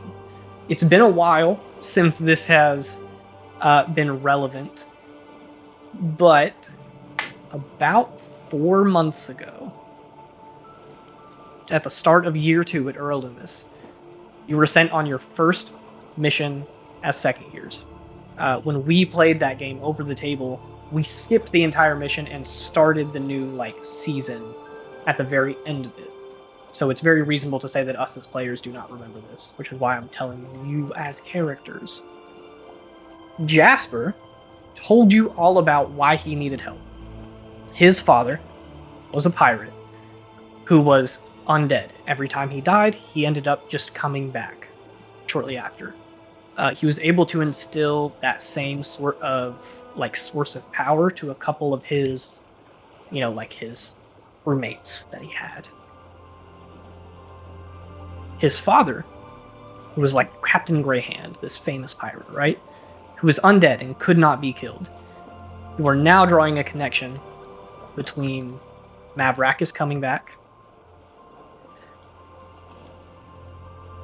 the stuff happening in Nirvana about these villages of people who die and then come back, and that information that you found about the Anjanok, this night angel who was able to quell that undead virus that they seemed to think it was. Jasper's dad was in Nirvana when he was killed, and he did not come back. So I will say that you two begin to think with confidence that this has nothing to do with Avant, but a second source of what is turning out to be a problem for the party. But you're noticing a couple of dots that are starting to connect. I'm not sure if any of that's going to be necessarily useful to you. But I will say that those things about Nirvana and the undead and the Anjanok and all of that, you're starting to think that Mavrakis, this vampire, might be connected to that, not Avant.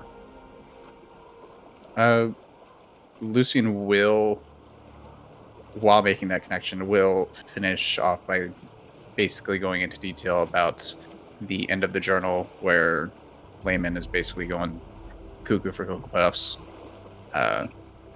and explain how Avrakis was interested in that portion before pausing again, waiting to hear what you say.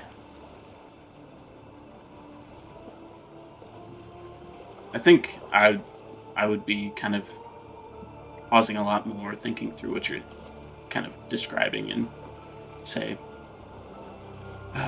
look, there are a lot of pieces to the puzzle, and we don't know which puzzle we're putting together. I believe I might have reason to need to go to Nirana anyways. I need to talk to Dahlia about that.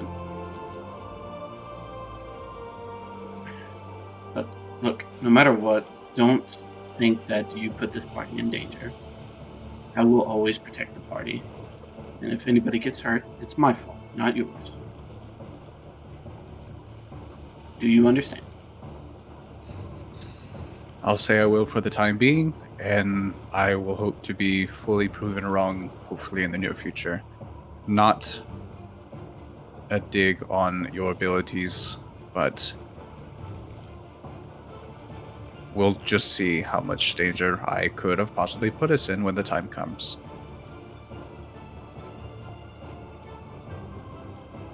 That person, that creature, was going to come after us regardless. If you didn't tell them about the boat, they were going to keep coming. I don't know what you find so funny about this situation. But I'm just going to pat you on the shoulder and be like, look, you are extremely intelligent, and I know you'll figure out whatever puzzle this is. But speaking from experience, try not to do it on your own.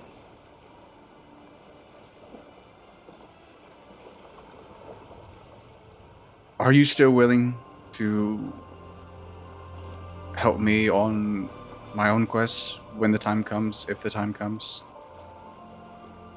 Of course. I'm not going to act like you have to be perfect to earn my favor, because I wouldn't have my own favor if that was the case. I'm the foremost of mistakes. I just hope we learn from them. Oh? Hopefully I keep learning then. For the time being, however, are you okay with me asking you to not mention this right away to everyone else? I can almost guarantee you that if this secret is found out, it will not be my fault. Because You suck at lying. Not gonna lie. I'm fantastic at lying. Roll deception check. I'm Do you kidding. remember your one against my 27? I have a -1 deception too. Also, I didn't fully crack until you mentioned me cracking, you bastard. Finish your conversation. I'm not going to interrupt you. It's a 6. You don't have to roll insight. Lucian's added lying Insight's about bonus that. is 7. Yeah, so. you're good.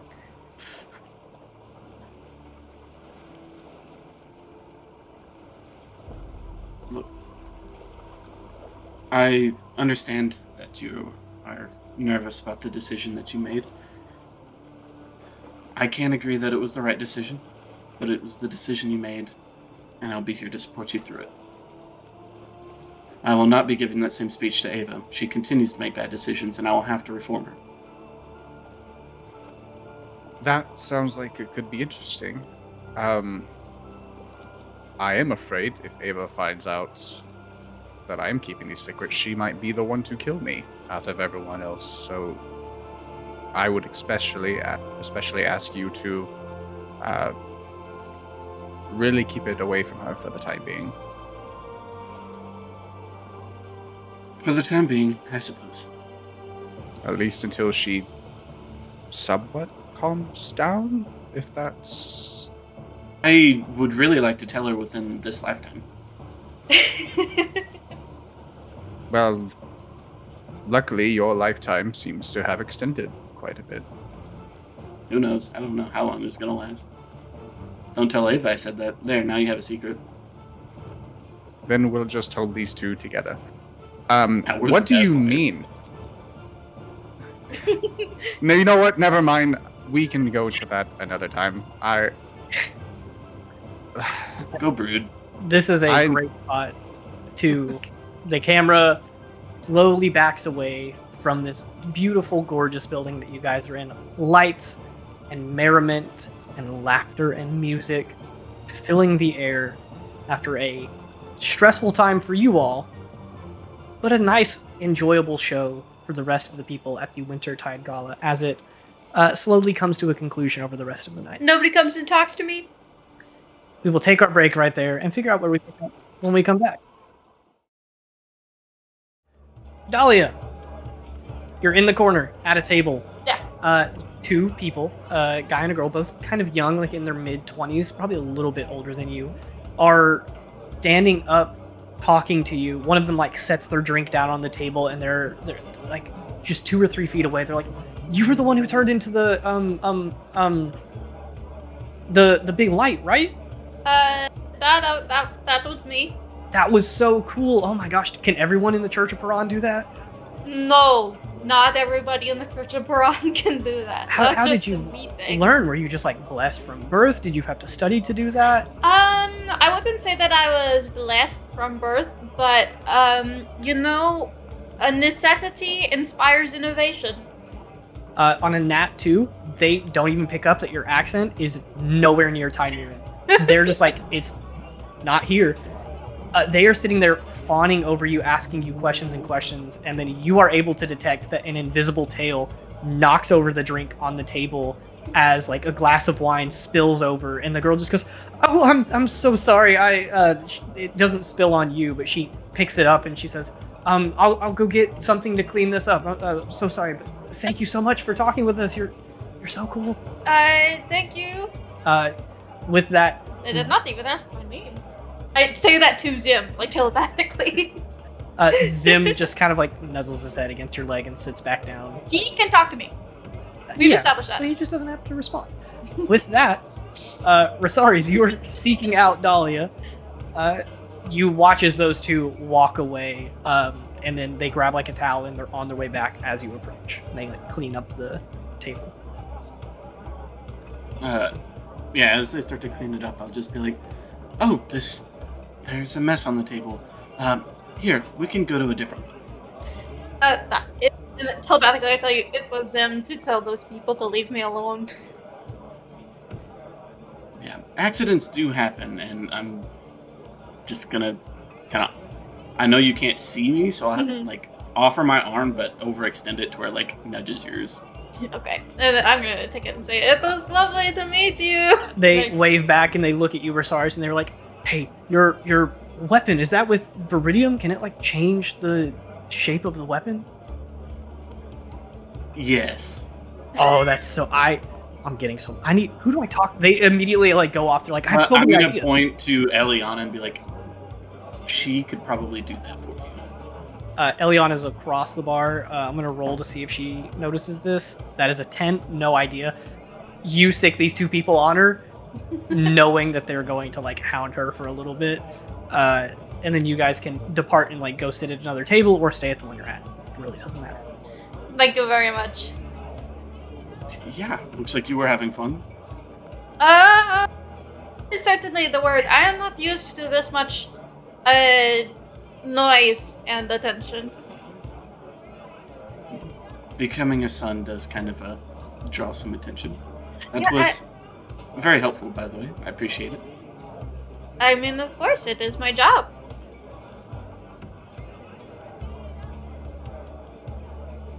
Fair, I suppose.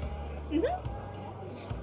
Are you feeling all right? I know the vampires took a chomp at you multiple times. You know, I'm a little tired. And I think it will take me a little while to get back in the full swing of things. Both due to the vampire and that spell takes a lot out of me. Otherwise I am alright. Are you okay? I can't really tell.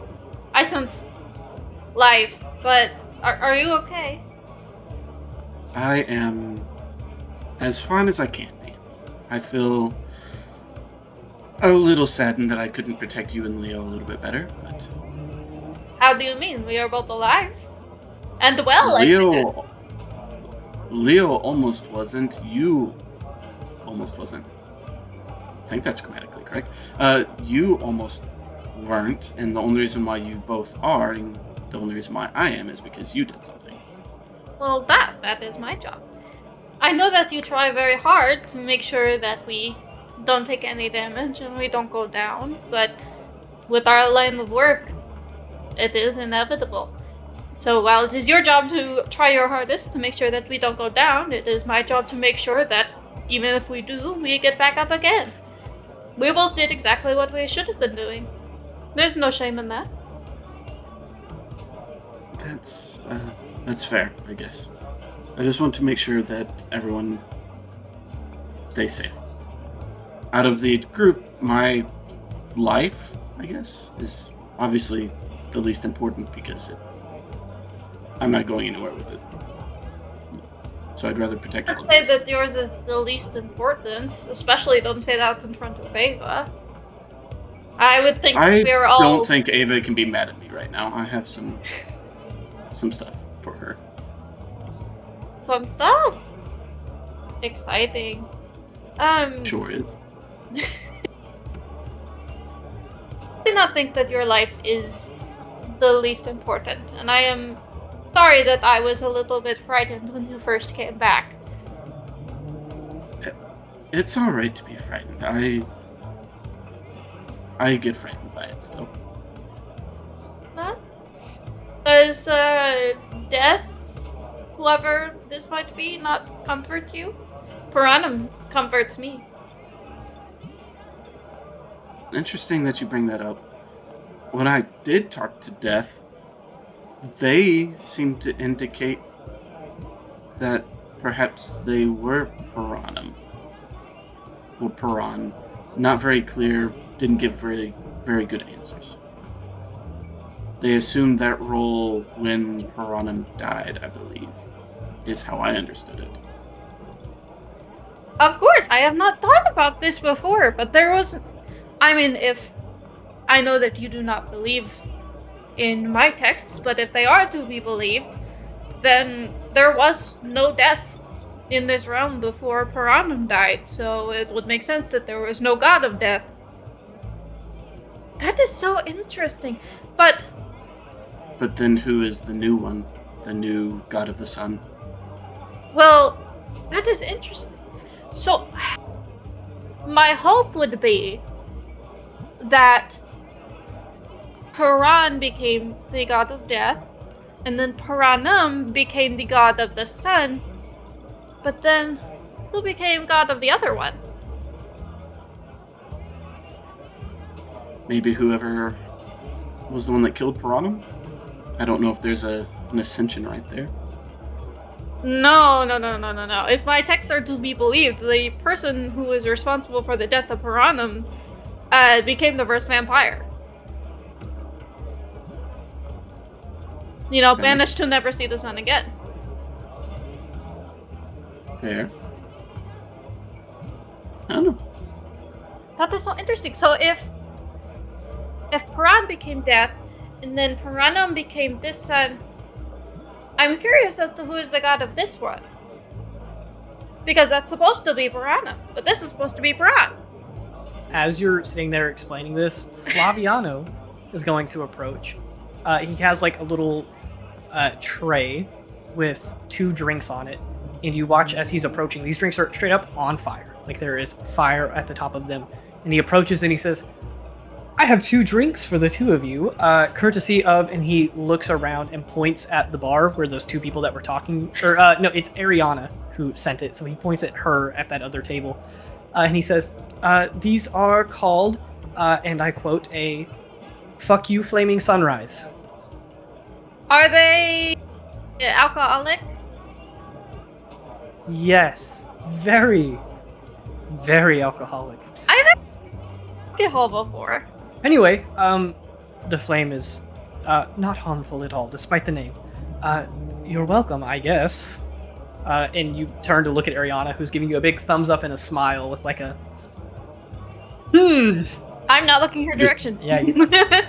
Yeah, I just look at Ariana and I just kind of give her a nod, like, good luck.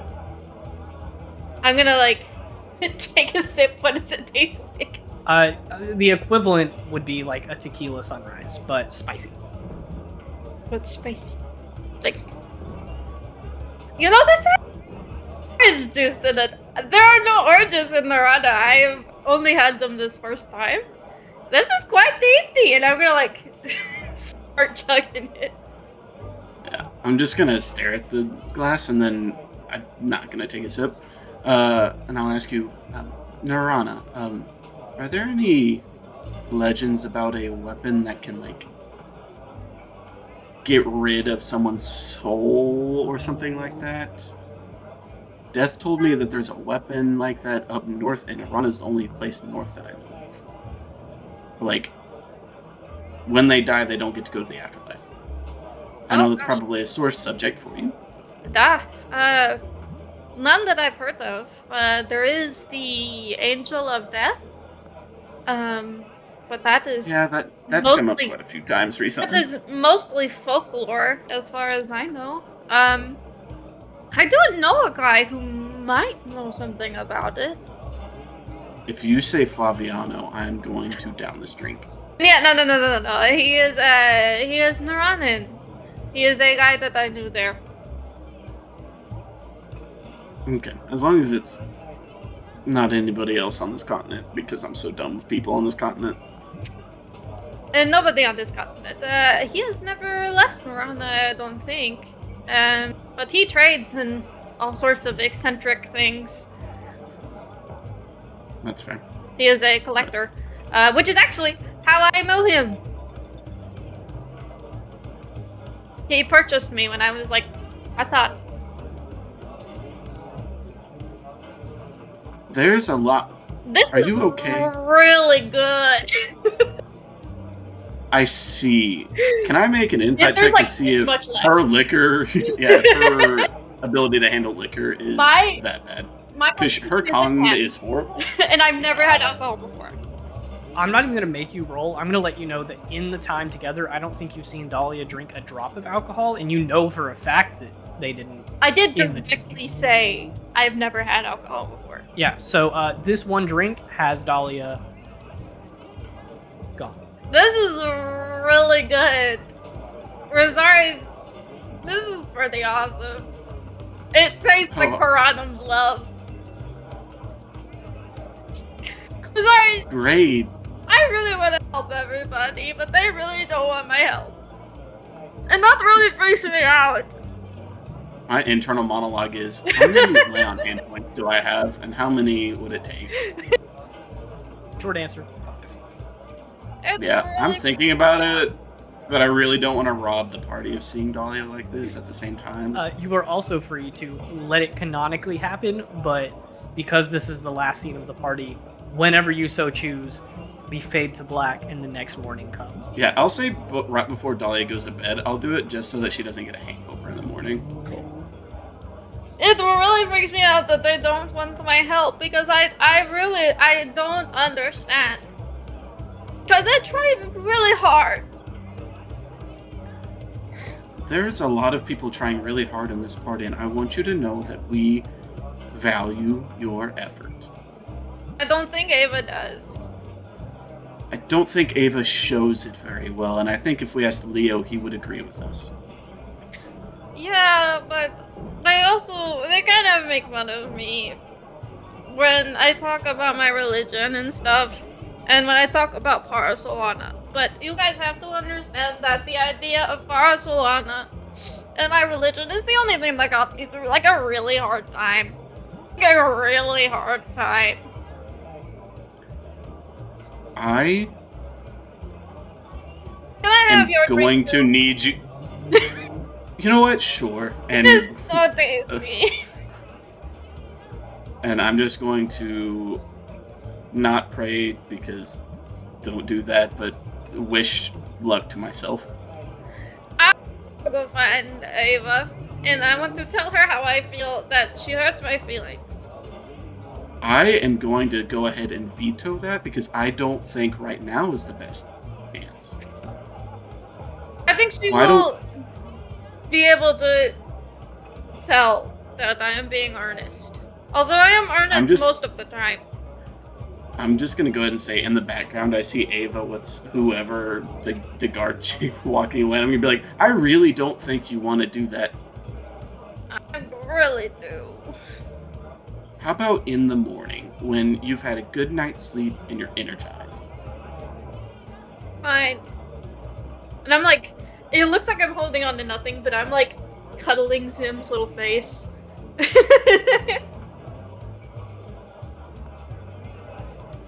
I'm just gonna pat you on the head and then just kind of walk away 10 feet and just kind of stand there. It's like surprisingly soft. Zim, you should try this drink. It is so tasty. He is underage. Do not. With that, I am curious if you guys have anything that you want to mention that you do with the rest of the night, but otherwise, the party will continue for a couple of hours. You guys can do whatever you would like. You can go around talking to people. They're going to be interested as... Who wins the dance contest? Well, Ava did not end up participating. So I'm going to say that Veronica Moreno does, the wife of Azalea. But you guys can tell me what you do with the rest of the night, but we will pick up once you guys say anything that you want. With the following morning, with your spoils of blackmail, I guess, being delivered to the Lost Lament. Due to the spell, I am not hungover, but I do wake up a little bit later than usual for my morning prayers, and I feel really bad about it.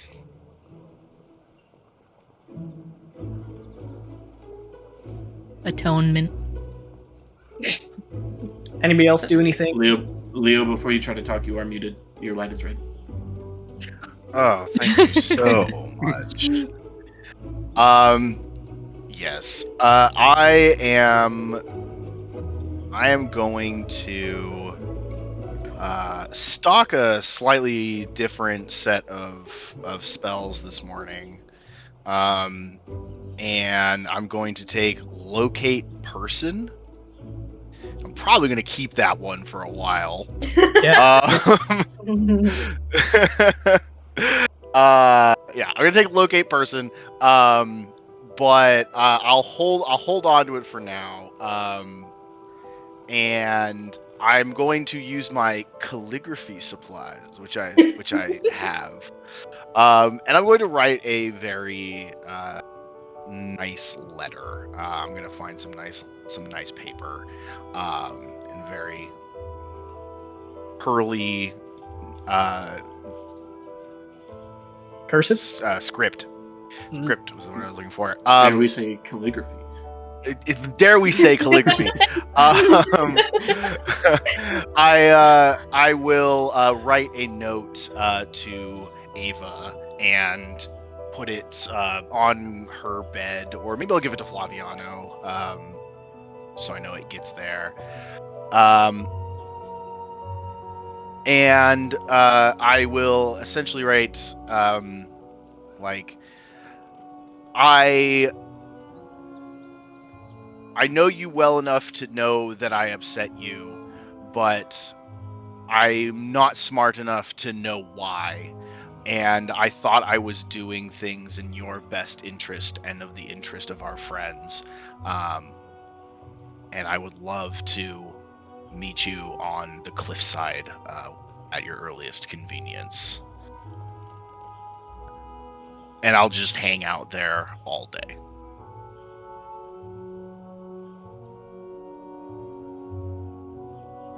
Cool. Anybody else have anything they do the night of the party or the morning after before these gifts arrive?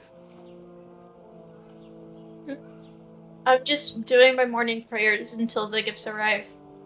Cool. If not, I will go ahead and just remind you guys, if someone wants to take this stuff down, whoever wants to receive it, I will let you as a group decide. But you get 2 pieces of iridium, and these are like standard pieces, meaning they're not going to be able to do crazy strong magical stuff like make a flying ship, but they're decently sized. You could use them in like weapons or armor or like a smaller medium item. 6 diamonds. These will be standard diamonds for like Revivify. Aethera, you have the Petal Blossom sapling. You guys will receive, we're gonna say 750 silver. You have a promise to help the Sahuagin and to keep people out of danger if the city does take flight. And 3 little Viridium set golden earrings. They come in sets. They are not like, they can actually go through the ear, but you can also just change it where they clip on.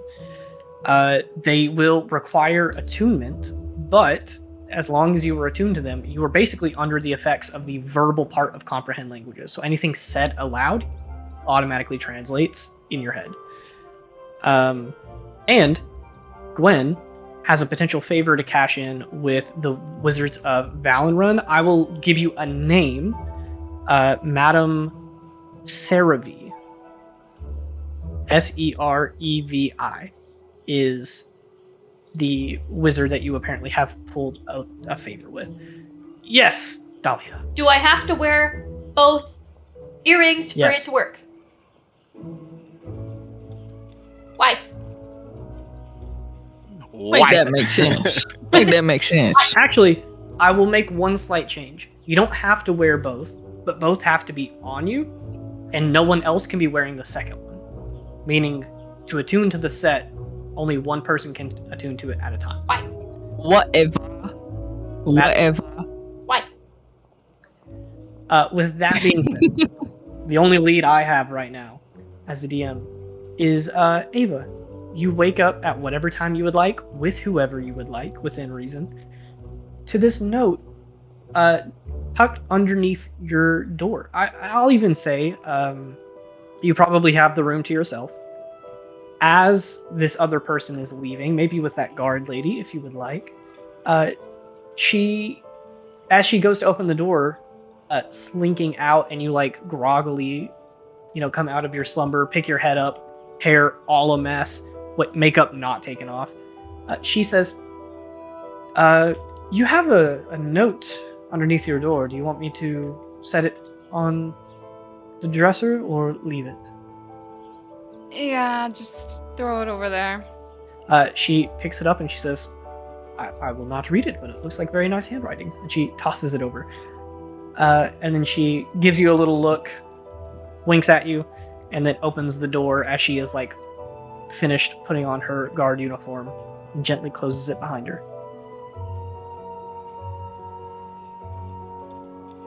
Ava will read it eventually. She's probably going to sleep for a little while longer. She's gonna sleep for most of the day, I think. I think that begs the question, Leo, how long do you wait at that same cliff? I mean, Wait. she'll probably I wake wait up at like all day. 12 Before lunch break? That's it. and then read it. I like get a sandwich at one point. I'm just There are plenty of people who come by to like look at the ocean. There are people like tourists who come by and they're like, "Oh my gosh, look at this! It's so gorgeous!" And they're like making their way down. It's a couple spot too, so there's plenty of couples there to mess with you. Yeah, I was about to it's say, so many ooh, I couples. rolled really well. There is a not like next to you, but you are there to witness it. That in this like circular alcove overlooking the ocean, where there's like a kind of break in the wall leading to this. I don't want to call it a balcony, but it like juts out past the wall so that you can see everything. But as you're sitting there waiting, you do watch a couple come in, and one of them proposes to the other. They say yes. They jump with joy. They're so excited. I'm some, just like Friends and family come greet them. They're there for a couple of minutes before You're they gonna hold their picture. head out. I'm in the background just ruining their photos. Over your head. Oh, cloud. Okay, they'll use Viridium and Photoshop it out. But you're there for a while. Ava, you can determine what time you show up. But let's start there. Probably arrives at like She woke up at 12, but then she had to get ready because she looks a mess. So probably 2.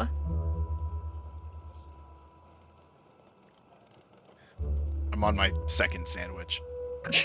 You've been there for 4 or 5 hours. Like 4 or 5 hours. What kind of yeah. sandwich? Well, the first one was bacon, egg, and cheese, but the second one was ham and Swiss.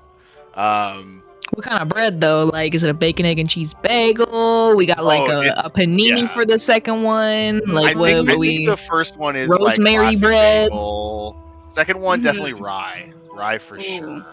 Ava's gonna see the like sandwich wrappers just near your feet. I'm stealing Nat's joke here, but all the bread is soggy from the rain clouds.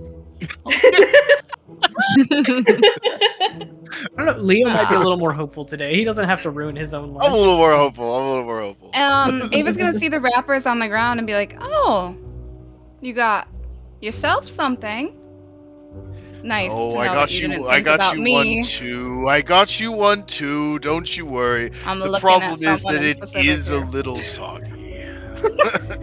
Oh, sad this you morning. got me a soggy sandwich. This looks like it's just your leftovers, actually. The part that you didn't eat. Well, it That was has a little been bit too wet for you. 6 hours, so. I was sleeping. Well, I wasn't there to restore you in the morning, so I guess Exactly. that's my fault. I did drink a lot. True. And all I had was one of Flaviano's flaming something or others. And His flaming fuck yous. yes, one of those. Oh, so clever of him. So what did you want? Well, did you read the note? Well, I assume you did. Well, you wouldn't be here otherwise. So clever of well, you, Leo. Look, if you read the note, you know I'm not the most clever man. And that's part of my point here.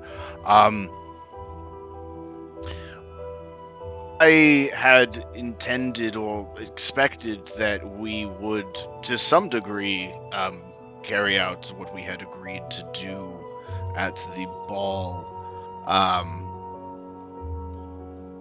And things sort of spiraled out of control after that, even to an extent that I did not expect.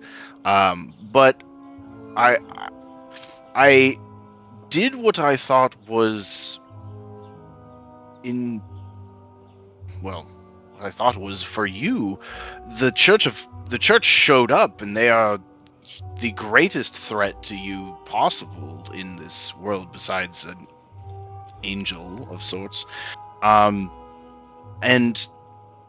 making sure that they did no harm at that event seemed to be the best thing to do in all aspects, and I don't understand why it wasn't. So I wanted to apologize for not knowing what you wanted in that moment, and to ask you to tell me, because I think that's the thing. Like I said, I see your emotions and I revel in them. I enjoy them. That's what makes you so incredible, but I don't know what to do about them. And I wish that you would tell me.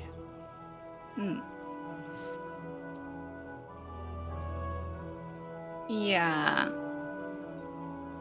Sometimes I don't know what to do with them either. I was thinking about killing that Azalea bitch, but I decided to brood instead, so there was that. I still think we should go kill Cyrus. I do think too. that, I really do. That we can agree on. And I thought this whole thing was bullshit anyways, which is why I really didn't give a fuck about the mission.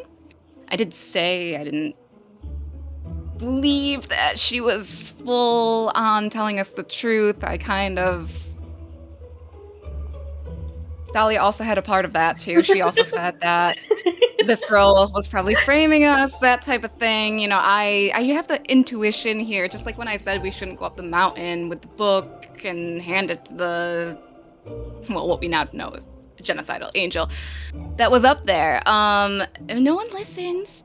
But so I just wanted to fucking have fun, you know? And you lied to me. You said all these nice things about me. Why even say those nice things? Say we're gonna go together and then not go together with me.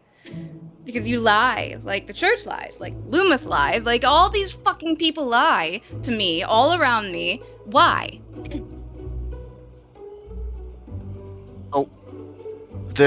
I think there's a difference between lying and being wrong. Because I ended up just being wrong and making a poor decision on what to do. And it is clear to me that you would have rather had nothing to do with anything now. Which is, I guess I should understand from all of you all running away all the time. But I don't know. Look, the I think church never was going to do anything. Not there. That's not what they do. They can't ever look like the bad guys. I know this.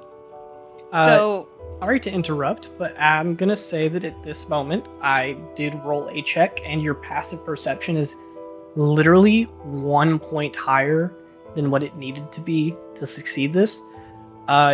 You're being watched. By whom? I'm gonna say who is passive perception? Me or him? yours, Ava. Oh, yours? Ava's is Mine. higher. It is? Yeah. Mine's a 15. Oh my god, mine's at 18. Mhm. Christ, why? Okay. Mine's a Because 19. Don't ask. If I you're don't right. know why, actually. But I'm assuming expertise. You have like an expertise in it or something from I Rogue do. Hard. But, I Yeah. sure do. Ava, I'm gonna say that you make the connection now. You could have been being followed the entire time.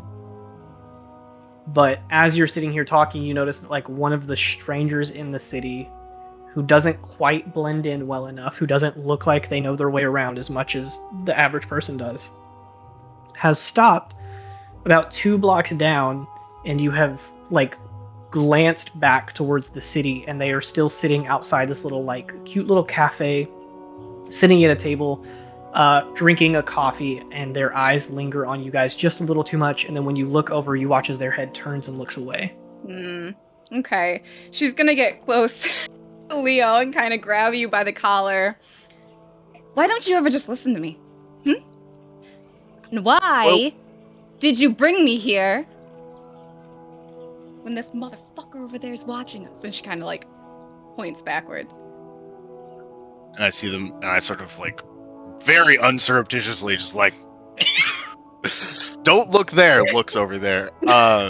Leo. Okay, look, I don't know what that. There's someone watching us. I've been here the whole You time. set me I don't up? know.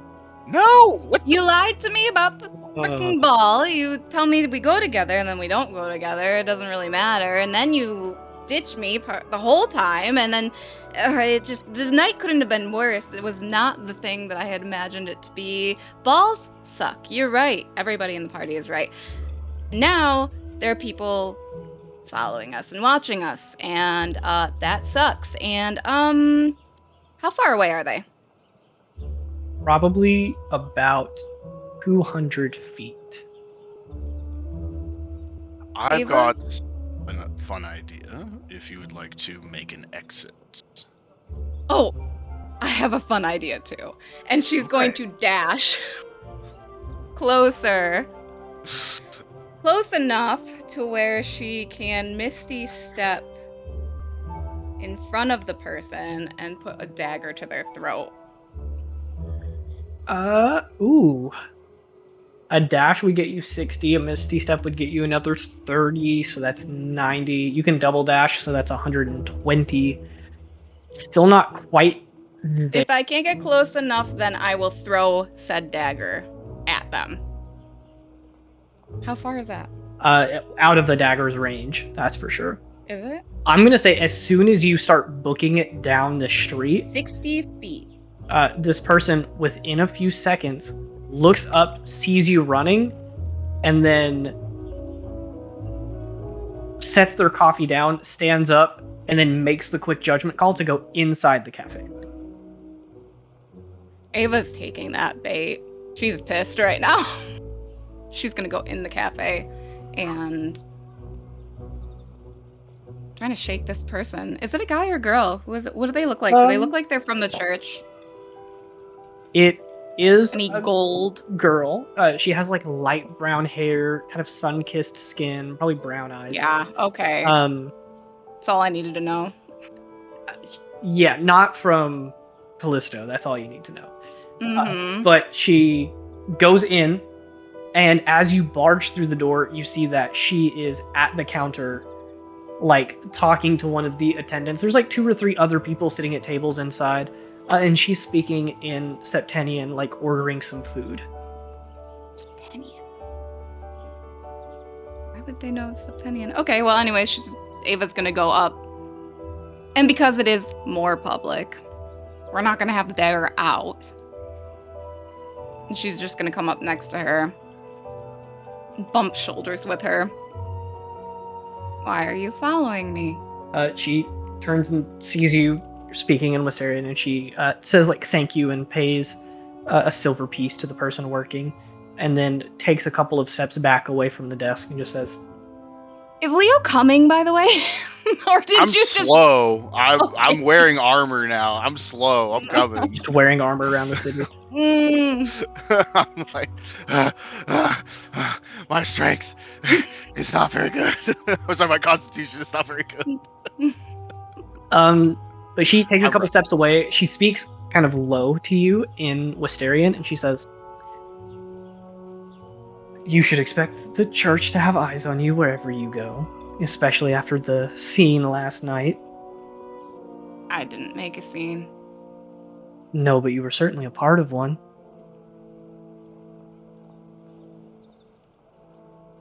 How about I just kill you right now?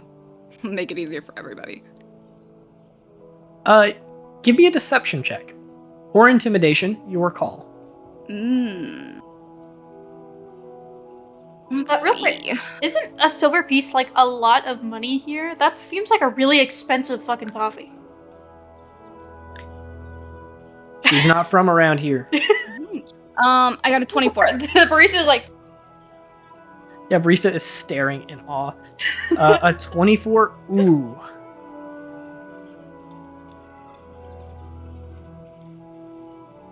You're so lucky.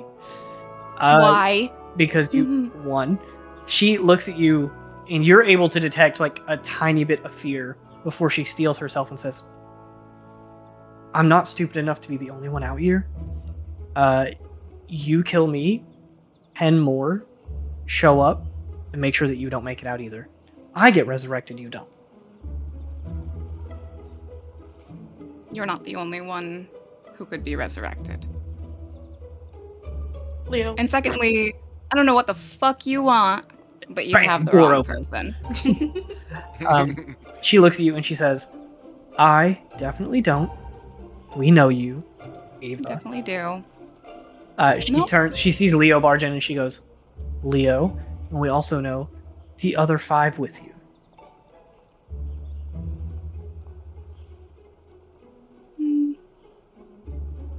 No, I don't think you do.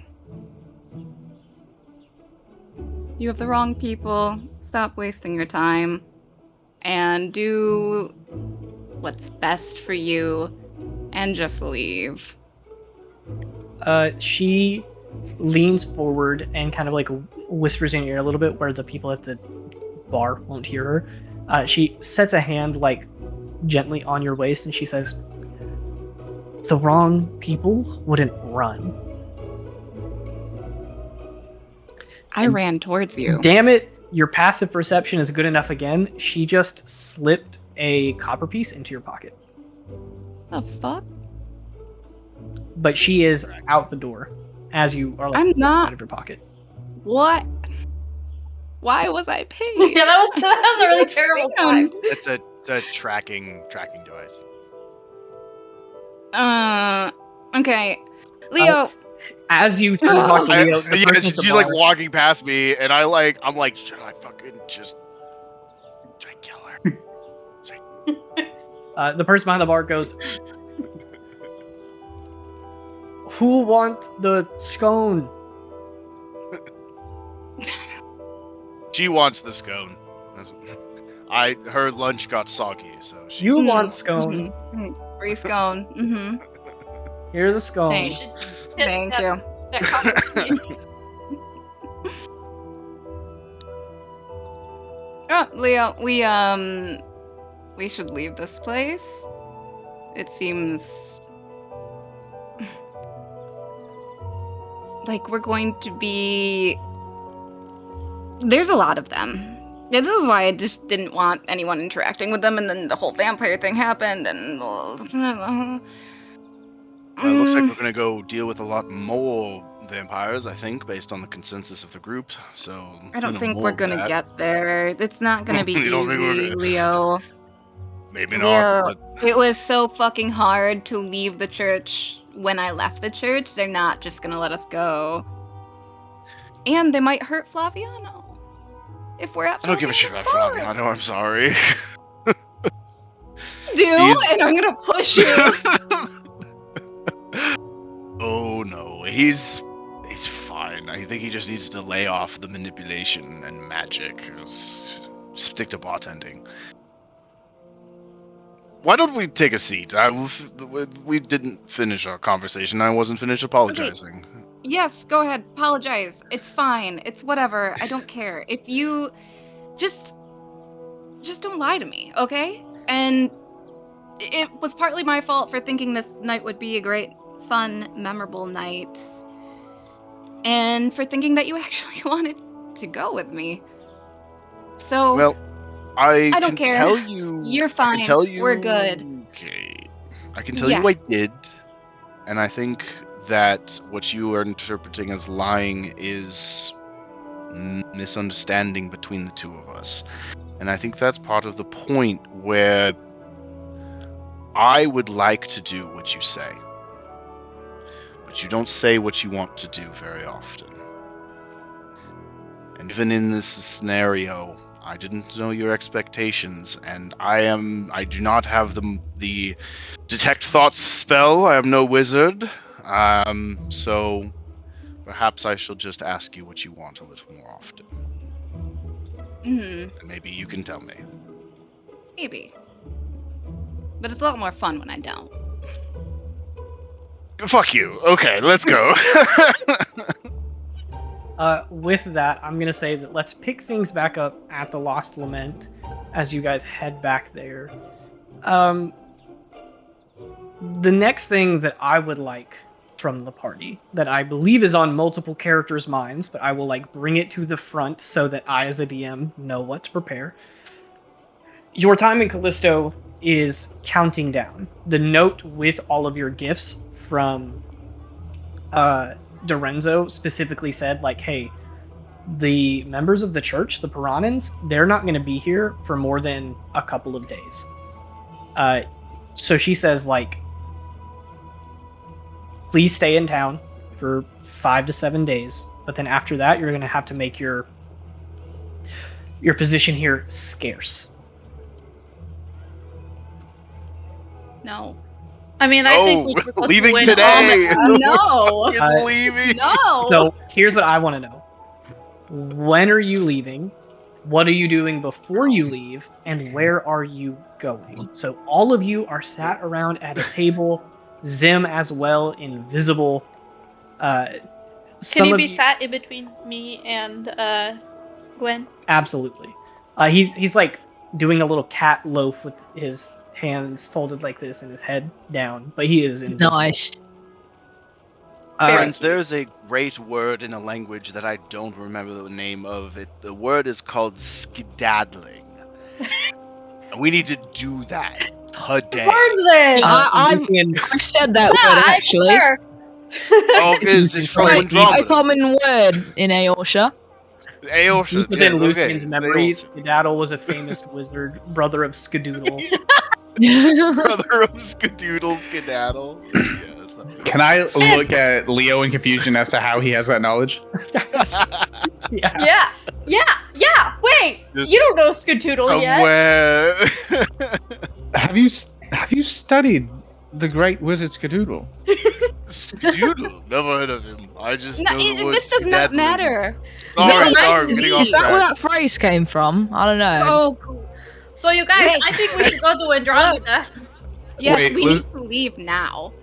Oh, wait, Lucian is going to interrupt all of this and start a entire full-on lesson about the history of the wizard Skadoodle and Skedaddle and Skedaddle. Skadoodle. They were experts at they invented haste. Like speed magic Yeah, was their thing. Yeah, it's just expeditious retreat. That was that guy's fucking Actually, spell. Lucian, I Skedaddled will the let shit you out of know. there. Over the table, there's actually a homebrew spell that you'll be able to take if you find it. That is an upgrade from haste that Skedaddle and Skadoodle apparently created. Where We need in, to rename it. yeah, mechanically speaking, instead of just increasing your speed and giving you like a second minor action, it straight up gives you a second turn in combat. And what's the name of it? I Skadoodle. do not remember off the top of my head You know what the name's gonna be? what. Skadoodlin. Skedaddle? Skedaddle's Aura of Haste. Boom. It's called Skedaddle. Celerity. by the way. Skadoodle, Skedaddle. Skedaddle Celerity. Anyway, this is completely separate from what I asked you guys to talk about. My bad. Totally off track. So I think But yes, it would it be was fun correct. to visit Windromeda, and then we have several leads in my home in Lorana. Can we not talk so loud, please? Oh, I am Um, talking telepathically. Oh, Yes, Good. we'll say all place names telepathically. I think that's a good practice. I say- Lucian's I say- gonna have to do. Unless I say I'm saying this out loud, I am speaking telepathically. Lucian, Just you about always. can ritually cast telepathic bond, so it doesn't take a spell slot. Yes, but I'd rather not after the experience that I had. He does not want to hear everyone's voice constantly again. Oh, so you don't question. like me? As far as Fuck you. what's the Nirana? Lorana, yeah. Nirana. This is out of character. You don't have to. On the map, is it north? Yes. Like- Very north. Very north. Very north. It's like the outer ring around the North Pole.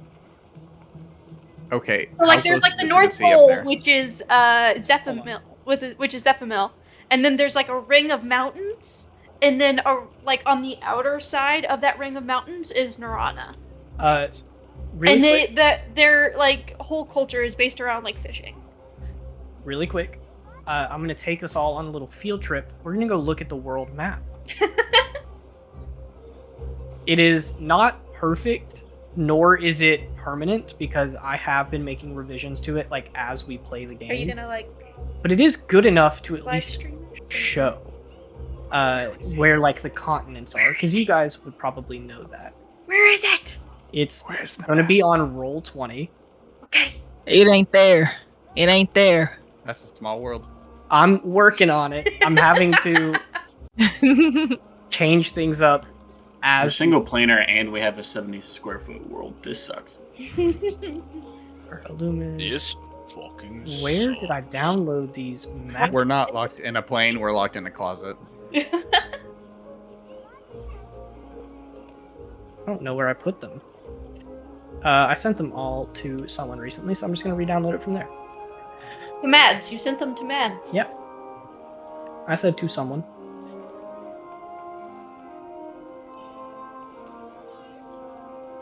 Okay, if everyone will please go to Roll20. I have to delete all of your graffiti on the old world map because it has. Nuh-uh.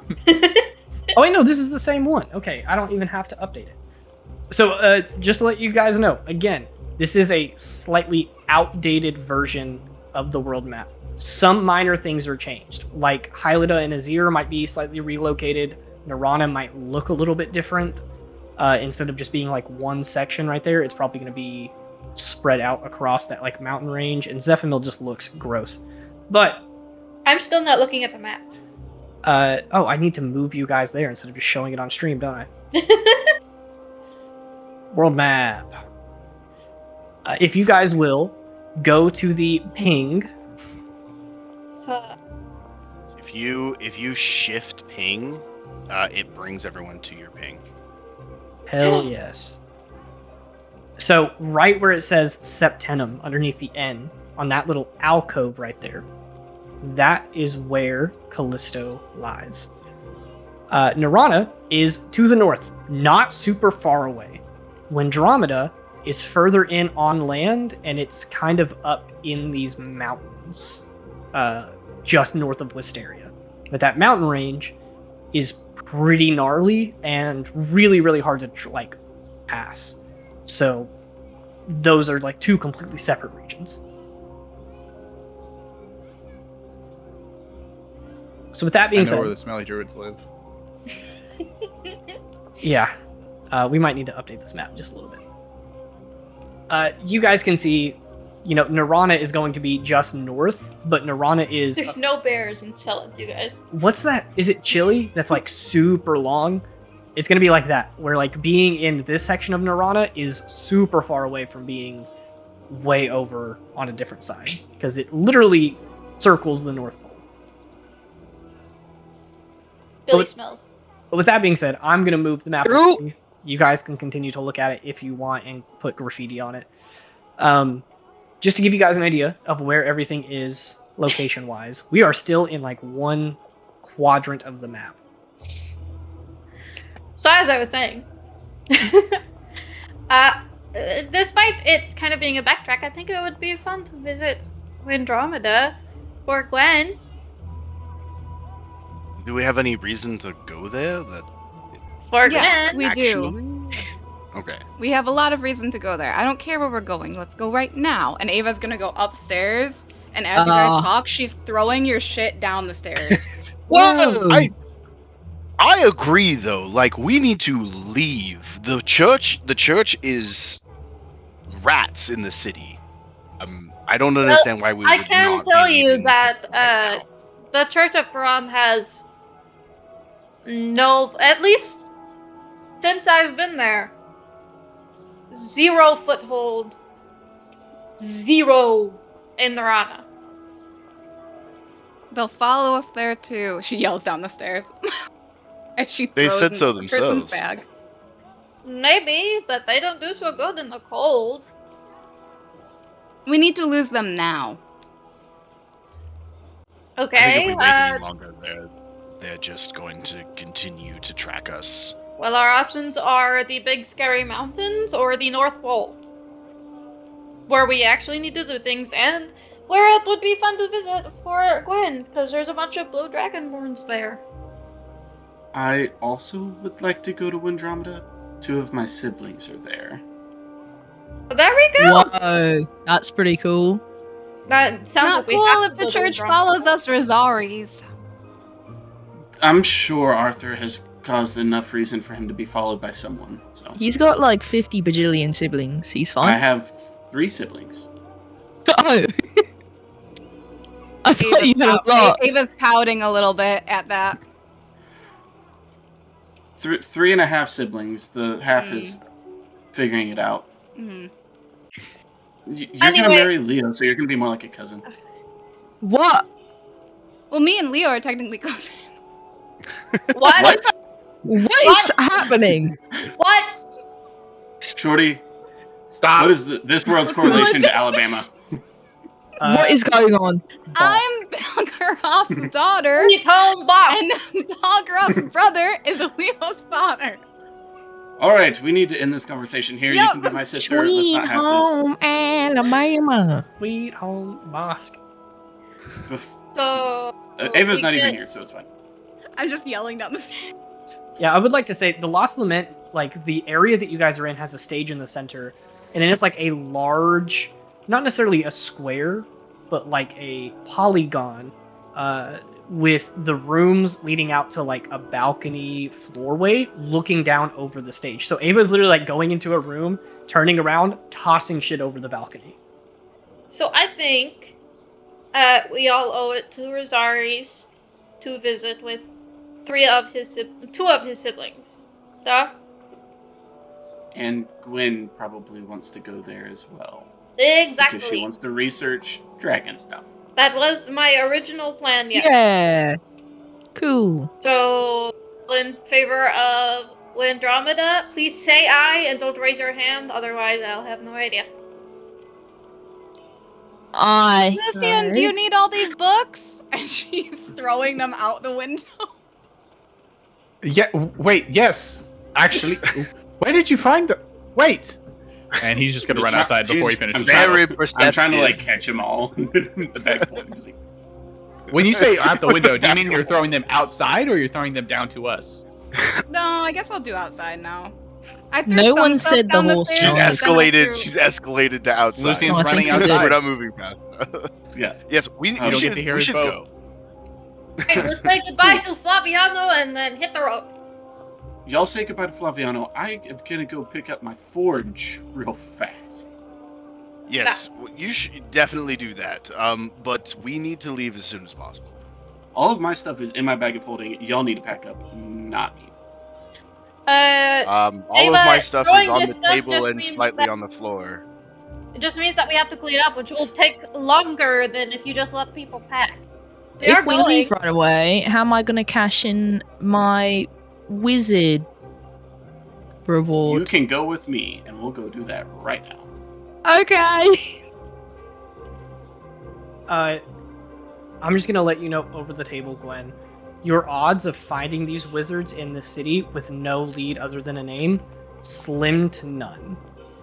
You would have much better luck either contacting Madame Cerebi another way or potentially just going to Valenrun at some point once all of this is said and done. Rosari's, Okay. however, you know exactly where Ariana is. You know where her shop is usually located. So you are free to go there whenever you would like. I don't have much belongings, so while everyone else is packing, I guess I'll go get that. Fantastic. You show up to Ariana, who has like her little tent shop open as part of the Pentemple Market. She has her forge station set up just a couple feet away with a like stone platform, the one wall, or we'll say two walls that form a corner, and then a ceiling above it held up by a couple wooden pillars with a sort of like guardrail and a gate opening to it. You've been working with her during some of the downtime. You know it well. You approach, and Ariana is working, and you see her eyes are a little baggy, clearly tired from the night before, and she looks at you and she just says, "Oh, look who decided to show up after what a stellar night that was last night. Hey, are you ever going to explain to me what that fight was with those people? Because I was ready to go. I was ready to throw hands and tackle down." I deeply appreciate your desire to throw hands for a fellow smith. However, the fact that the smaller vampire almost killed you with one attack should really temper your desire for any fights. Trust me, I don't feel good by any means.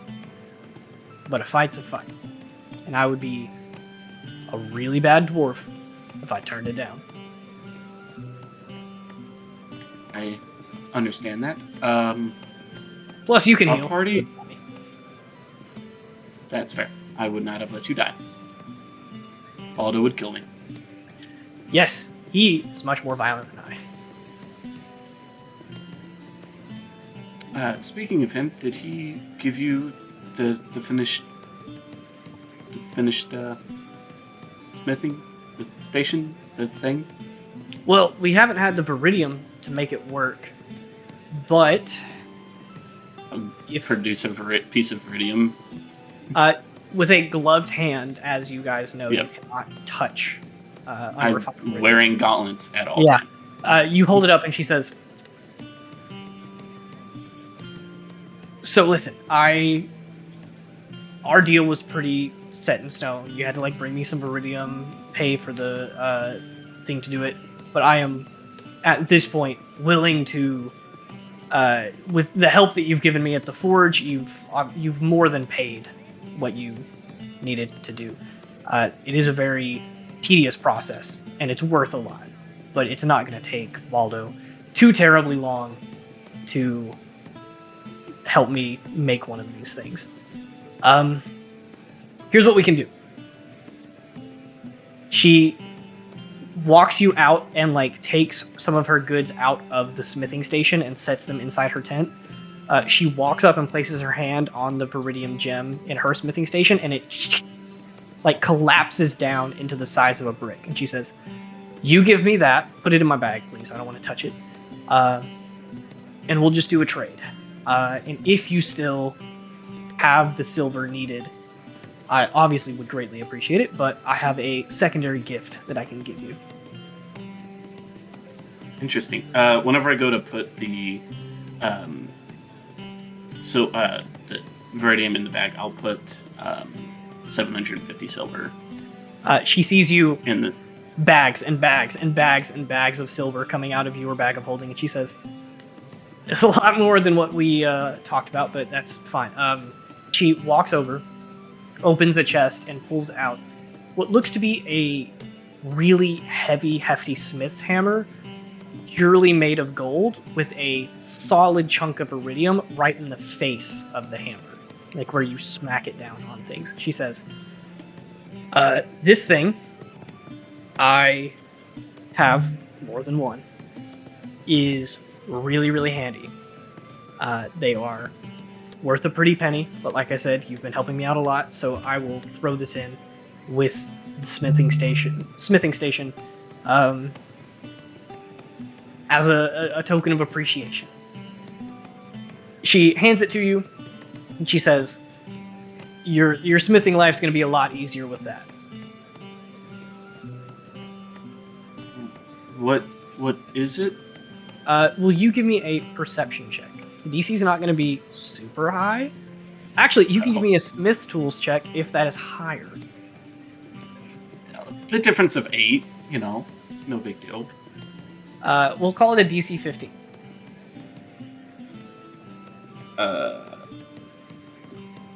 16, so that's perfect. As you're asking what it does, you look around and you see that the amount of goods that she has in this shop, you've helped her out for a couple hours a day, but you're not here all the time that she is. She's making far more progress making some of these like armor pieces and bits of jewelry and all of that. More progress than is humanly possible. She hands you this hammer, which you can add to your inventory. It is called the Hammer of the Aureate Smith. And she says, "So, obviously, gold is a kind of common commodity here. Not to you guys, but to us, it has been for some time. This hammer is specifically good at crafting stuff if you use gold in its production. So, if you wanted to make yourself a new weapon or a set of armor, you can just do that with gold in the mix. It kind of reshapes what you're crafting into what you want, because it's really good at, melding gold."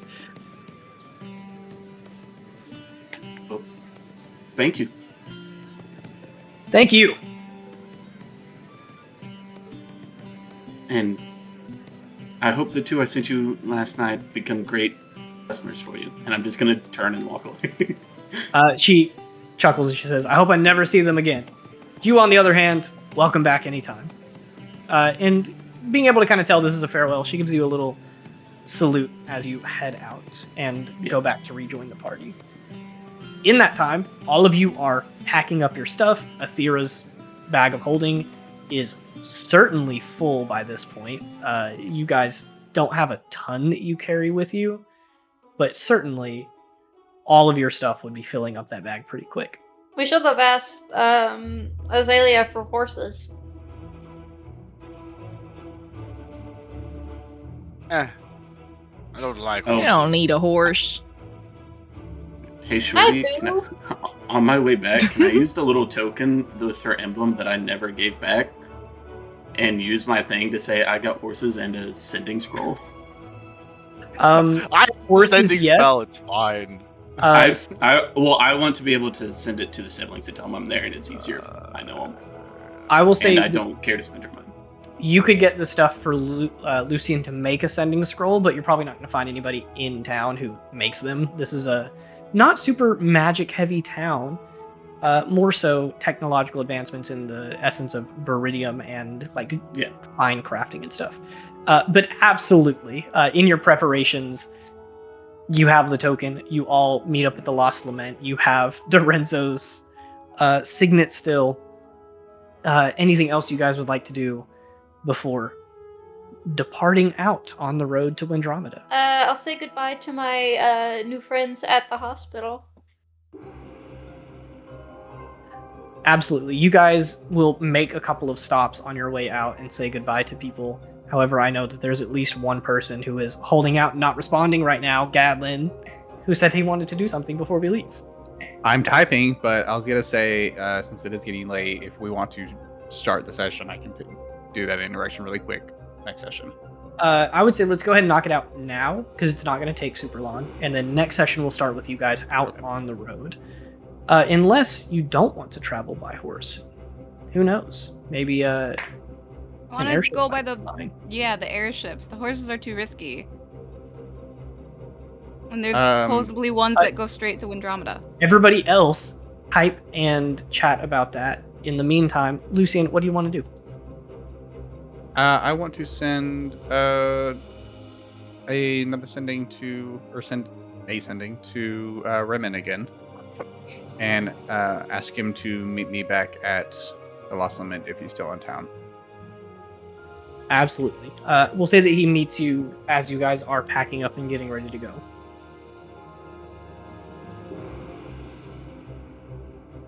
So he enters the tavern, sees you collecting books off of the stage as like some people give you little glances. It's not very busy in the morning. They were outside. He would see me as he's walking in. Oh yeah. You're collecting books from the outside. He says, Lucian, what's he doing?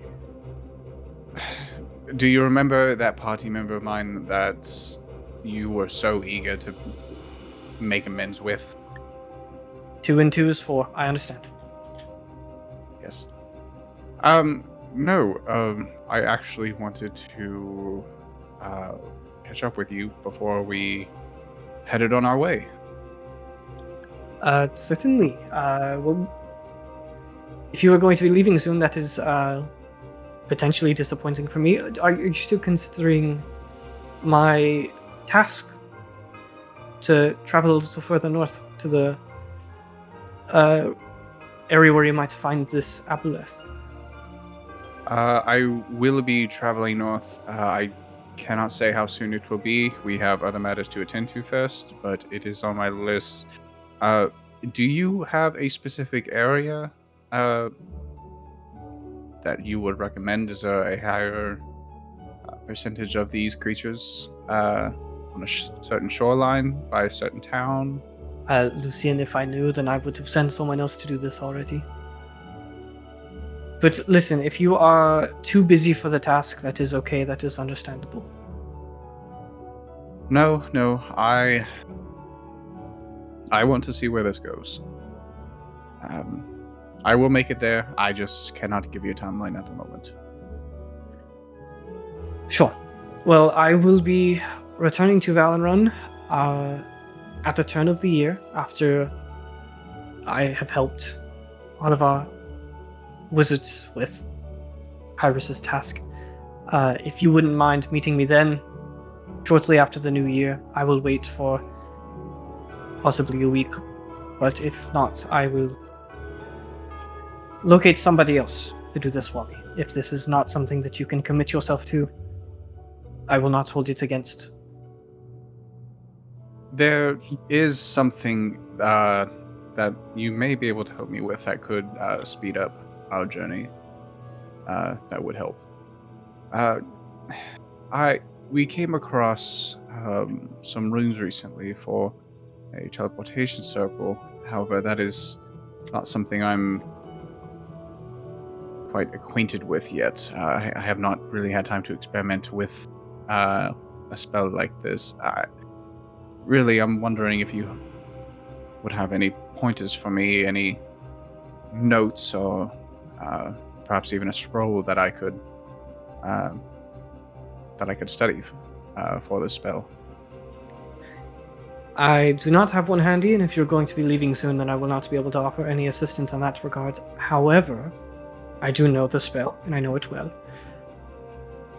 Perhaps, and he thinks for a second before pulling out a pristine silver-colored, has like black onyx gemstones around the edges of it, a spell book, and he says, I have an idea. He is going to cast Bestowal of Knowledge, a spell that you know, and he's going to drop the knowledge in your head, and he, after finishing the spell, like a line of magic connects your head to his, and over the course of a minute, you feel your head filling with arcane runes and conjurative magic. He says, as of now, if you have the materials, you should be able to add it to your spellbook yourself, or make a scroll of it should you wish. Lucian's going to be in shock for a moment, as I don't think he has been on the receiving end of the spell yet, has he? No, not to my knowledge. No, so very much shock and awe. And then he's going to kind of gather himself again. Go, oh, that's what it's like. Thank you. Yes, I will go write this down right now. Actually, this will help a lot in our journey. I may be able to go north sooner than expected now. Well, I am happy to be of assistance, and if it helps you accomplish your task for me, then it is of no disposition of mine at all. Well, thank you. I will see you back in Valenrun in hopefully a short time. We have just over a month until I will be returning, and I hope to see you there. I will ensure, as I know tensions are high and the approaching war is at the forefront of Valenrun's mind, you will be given safe passage, you and your friends. I will pull a few strings, and you will not be recruited to the Armage like most students. I really appreciate that.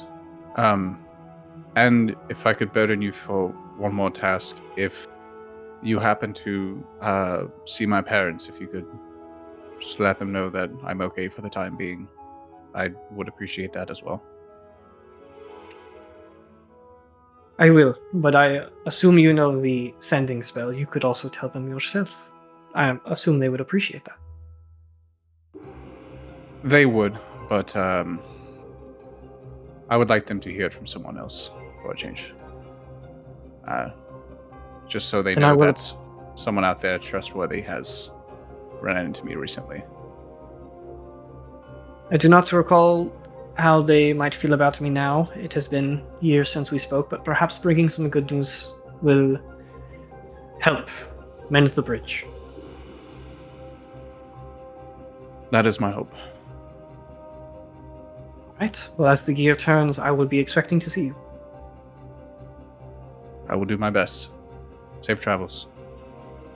I could say the same to you. And with that, he's going to give a polite bow, a soft smile, before he heads out. And as we conclude the Callisto arc, most of you have leveled up. Not all of you, quite yet though.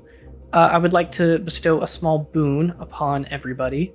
You can all take 1 skill point in any skill you choose, and this can exceed 20.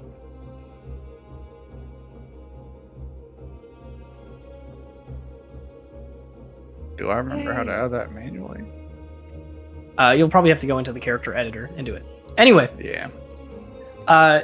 Next week, we will pick up with you guys traversing out of Callisto towards the great, mysterious city of Windromeda. Some of the titles that you may know is it is the City of Rain. It is blanketed by an endless swath of a torrent. And it's also a place of magnificent, a sort of revolution, if you will, of industrial technology. but we will see how that looks in a couple of sessions. Thank you guys for watching, and we will see you next time.